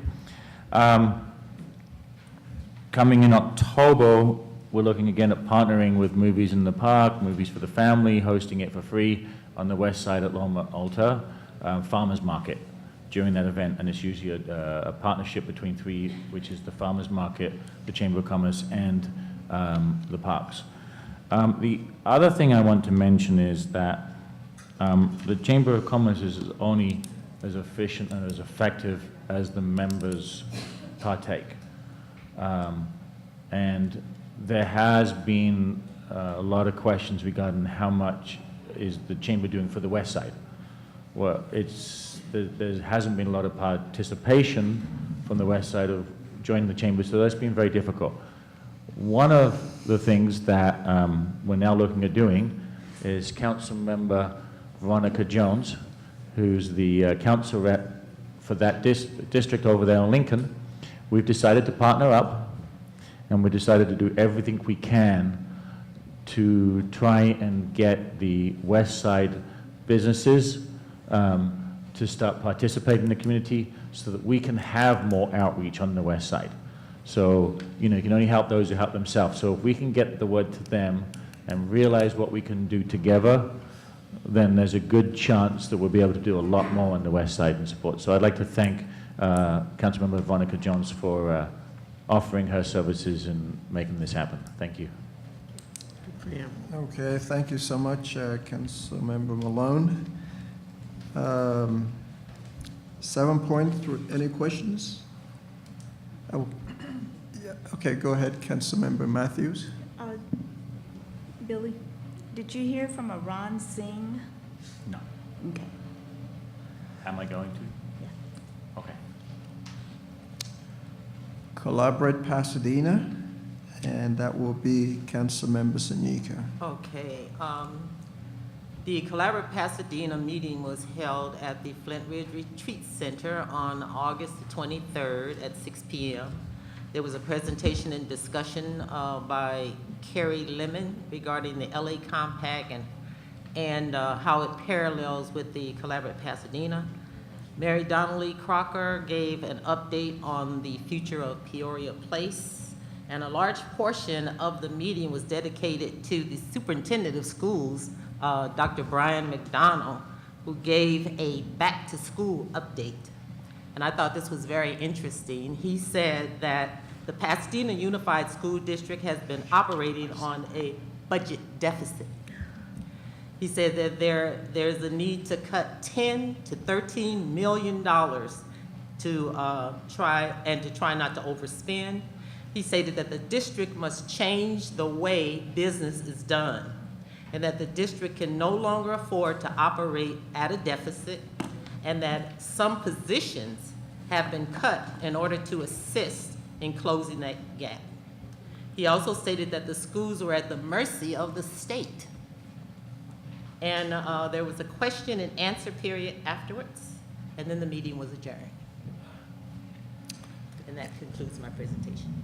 Thank you, Councilmember Sanyika. Any questions from Council to Councilmember Sanyika? Okay. Moving on to item number 7.4, that will be Southern California Edison, Mr. David Ford. Thank you very much. My name is Dave Ford.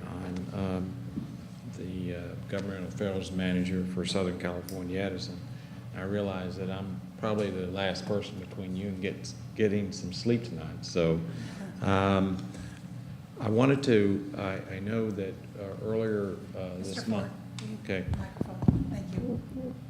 Earlier this month we came and we were here to do a community meeting to talk about the Allen substation cutover project, which involves roughly around 8 circuits here in your community, and it's a massive project, and absolutely it's been unnerving to several folks. I know that the burden of outages and communication has had its challenges, but I think after that meeting we've put in place some practices that certainly will improve that communication, as well as recognize the importance of the trees here in Altadena and how we're approaching the redesigning of our way in which we go about doing our infrastructure upgrades.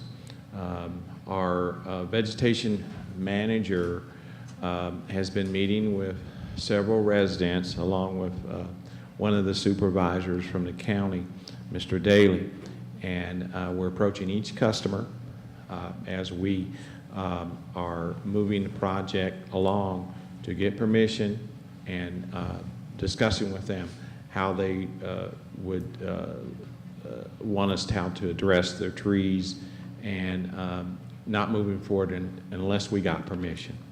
And I think that certainly has changed the concerns here in the community since that last meeting. In addition to that, our communication regarding outages when they occur to involve more communication. Many of you that were at the meeting signed up, and we have options in which we can contact you prior to scheduling the outage, in which how you want to be communicated with.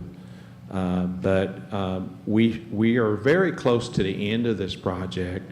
I believe we'll be done sometime in November. But one of the things that this project will do was increase the reliability of our circuit and service here in Altadena. And with, excuse me, with some of the state-of-the-art technology with switch gears as well as conductor wire and transformers to modernize our grid.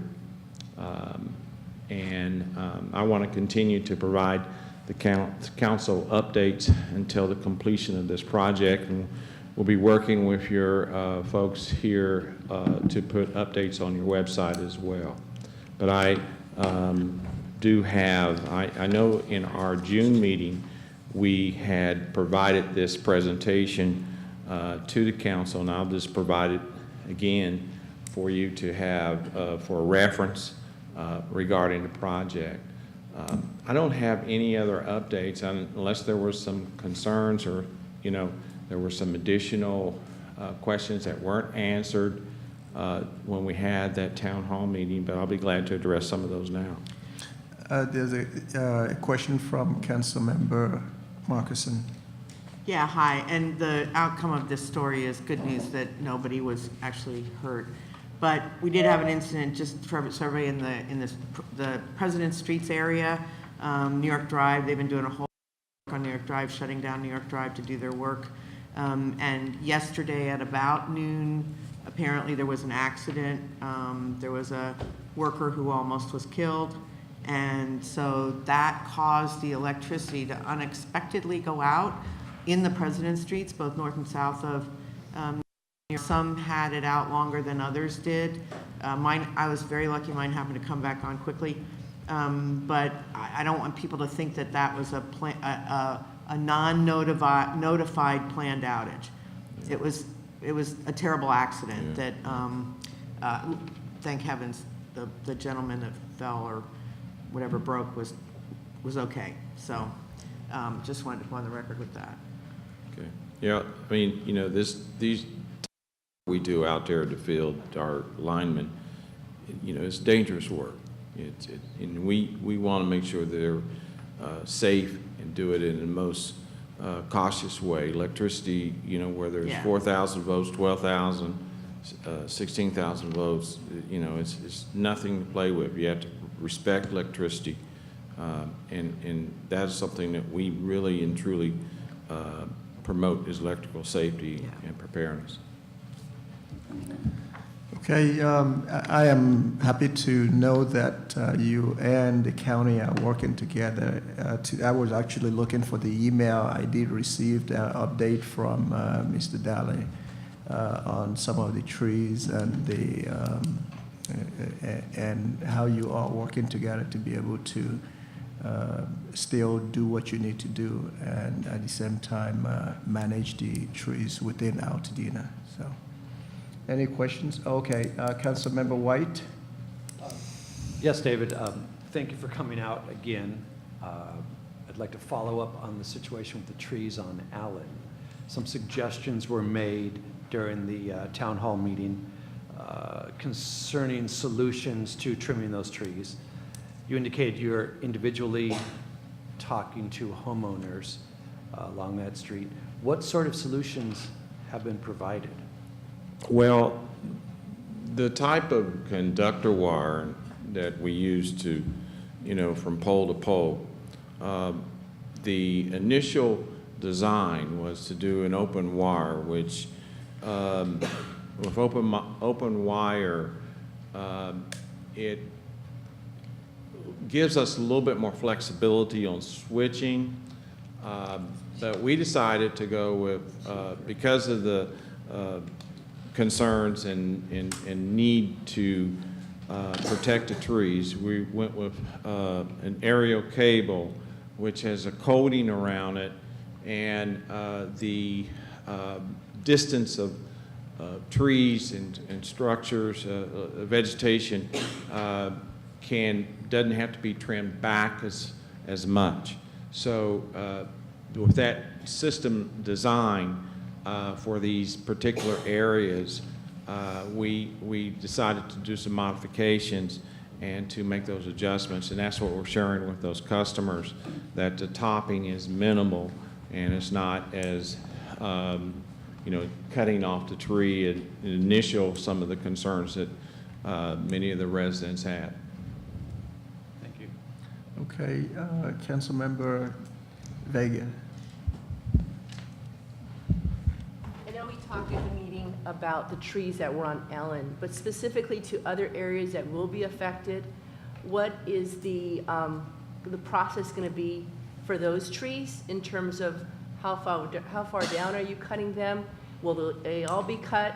What will be the process specifically for the areas outside that we had talked about at that meeting on Ellen?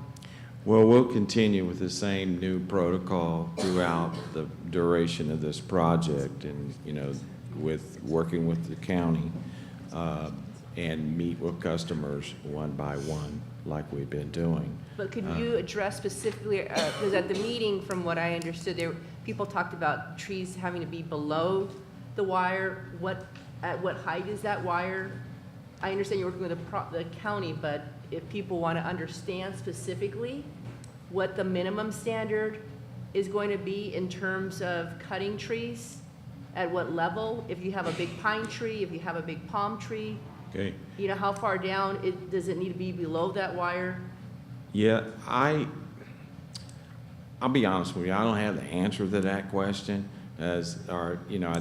that would be someone from our vegetation department, because it could be case by case, a different tree, and the elevation of how our poles are in our conductor wires lined up. But I certainly will get back with you. I'll ask that question to our vegetation supervisor to provide the protocols of the procedures, how we cut trees in other areas that would not be cedars. Are trees being cut now? The trees are being cut now when we're not moving in any direction without permission from customers. And particularly on Allen Street or any of those cedars that were in question, we're going door by door and getting permission from each one of those customers. The notifications that are going out, how many days in advance are the homeowners being notified? Because I know that was an issue. Well, we won't move forward until we have a conversation with those customers. If we're not able to get a hold of them, say we're planning to do the work in 3 days, and if we don't get a hold of them, we're not moving forward until we have that conversation. Thank you. But I definitely would like to get back with you with your questions. Maybe perhaps share a protocol how our vegetation distances between our conductor wire and tree drip lines and stuff like There was that. supposed to be a 10-foot clearance from what, at least it was, with my understanding, between the wire and a branch?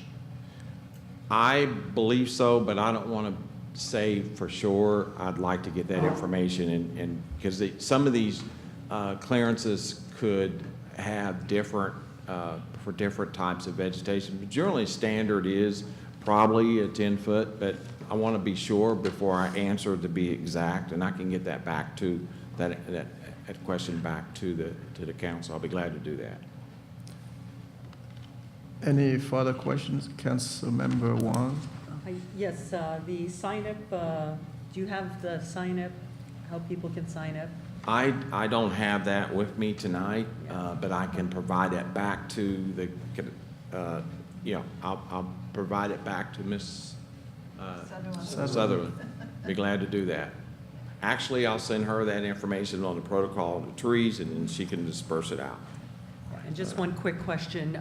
Everything sounds very complicated with, the trees and the sensitivity of all of that. But how many actual physical poles are being moved or replaced, or can you do anything like that? Like just move the pole that still works within your alignments? It's challenging to do. We try to go back with like for like in most cases. If we do move a pole, then it might be an easement issue. Complicated. Yeah, it gets a little bit more complicated. But we make special considerations at times. When we see the need and the opportunity, we try to work as much as we can. Thank you so much. Just in case anyone has an individual question, David said that he'd be willing to stick around and answer individual questions with anybody if you so have them after the meeting, which we're almost through with. Okay. Thank you. Okay. Thank you very much. And we certainly appreciate the cooperation from Edison with respect to the project and Altadena. So thank you for coming. Thank you. Thank you very much. 7.5, 41st Assembly, Councilmember Matthews. Okay. I'm just going to be really brief, and I yield my time to the forestry, so I'm not going to be reporting on the census tract. In regards to the 41st Local Government Advisory Committee, Assembly Bill 17 that establishes a transit pass pilot program providing free and reduced costs passes for the low-income K through 12 and college students cleared the legislature on September 12th and is heading to the government's desk. This is an event that was just placed on calendar by Assemblymember Holden. Status of Latinas in Higher Education Forum is Thursday, September 21st, 5:30 to 7:30 at Pasadena City College. And for more information, you can contact Faith Lee, and I'll give the number because it's easier than giving the website. It's 626-351-1917. That's it. Thank you so much. Census tract reports, 460301. That was it. Okay, 460302. She withdrew hers. Thank you. I didn't see that. 4611. 4611. Very briefly, just remember that Christmas Tree Lane is starting up, has already started up. So Saturday and Sunday from now until everything is up there, 9 to 12. Right now, I know the sign is up for this weekend, I believe, on Christmas Tree Lane between Mariposa and Altadena Drive, but the signs are always up there anyway, so volunteers are certainly welcome. Question? Pat, is there a minimum age requirement for people volunteering on Christmas Tree Lane? How minimum are you interested in? Well, I'm just wondering. Because I know that there are some young people that do come, I know that. Are they teenagers? Yeah. Or are they, yeah, okay. Okay, just one last comment. Council members, we are presenting at Acona. Yes, what we day are. is that? Next Tuesday. Yep. Next Tuesday. Right here. A week from tonight, right here. You did receive an email from me about the other event. What I am doing as the chair is I am attending that one briefly for about 30 minutes, then I will be at Acona. Okay. So without any other comments, Is it 7 p.m. start for the Acona meeting? Yes. Yes. right, we want to be set up and ready for Acona, but I already made a commitment to show up at the other event briefly. A week from tonight. A week from today. Right. Okay, I will entertain a motion to adjourn. I'll make the motion. Okay. So meeting is adjourned. It's 9:26. Thanks, everybody, for coming and staying. We appreciate it. We really do. It's the way it is these days, Reggie.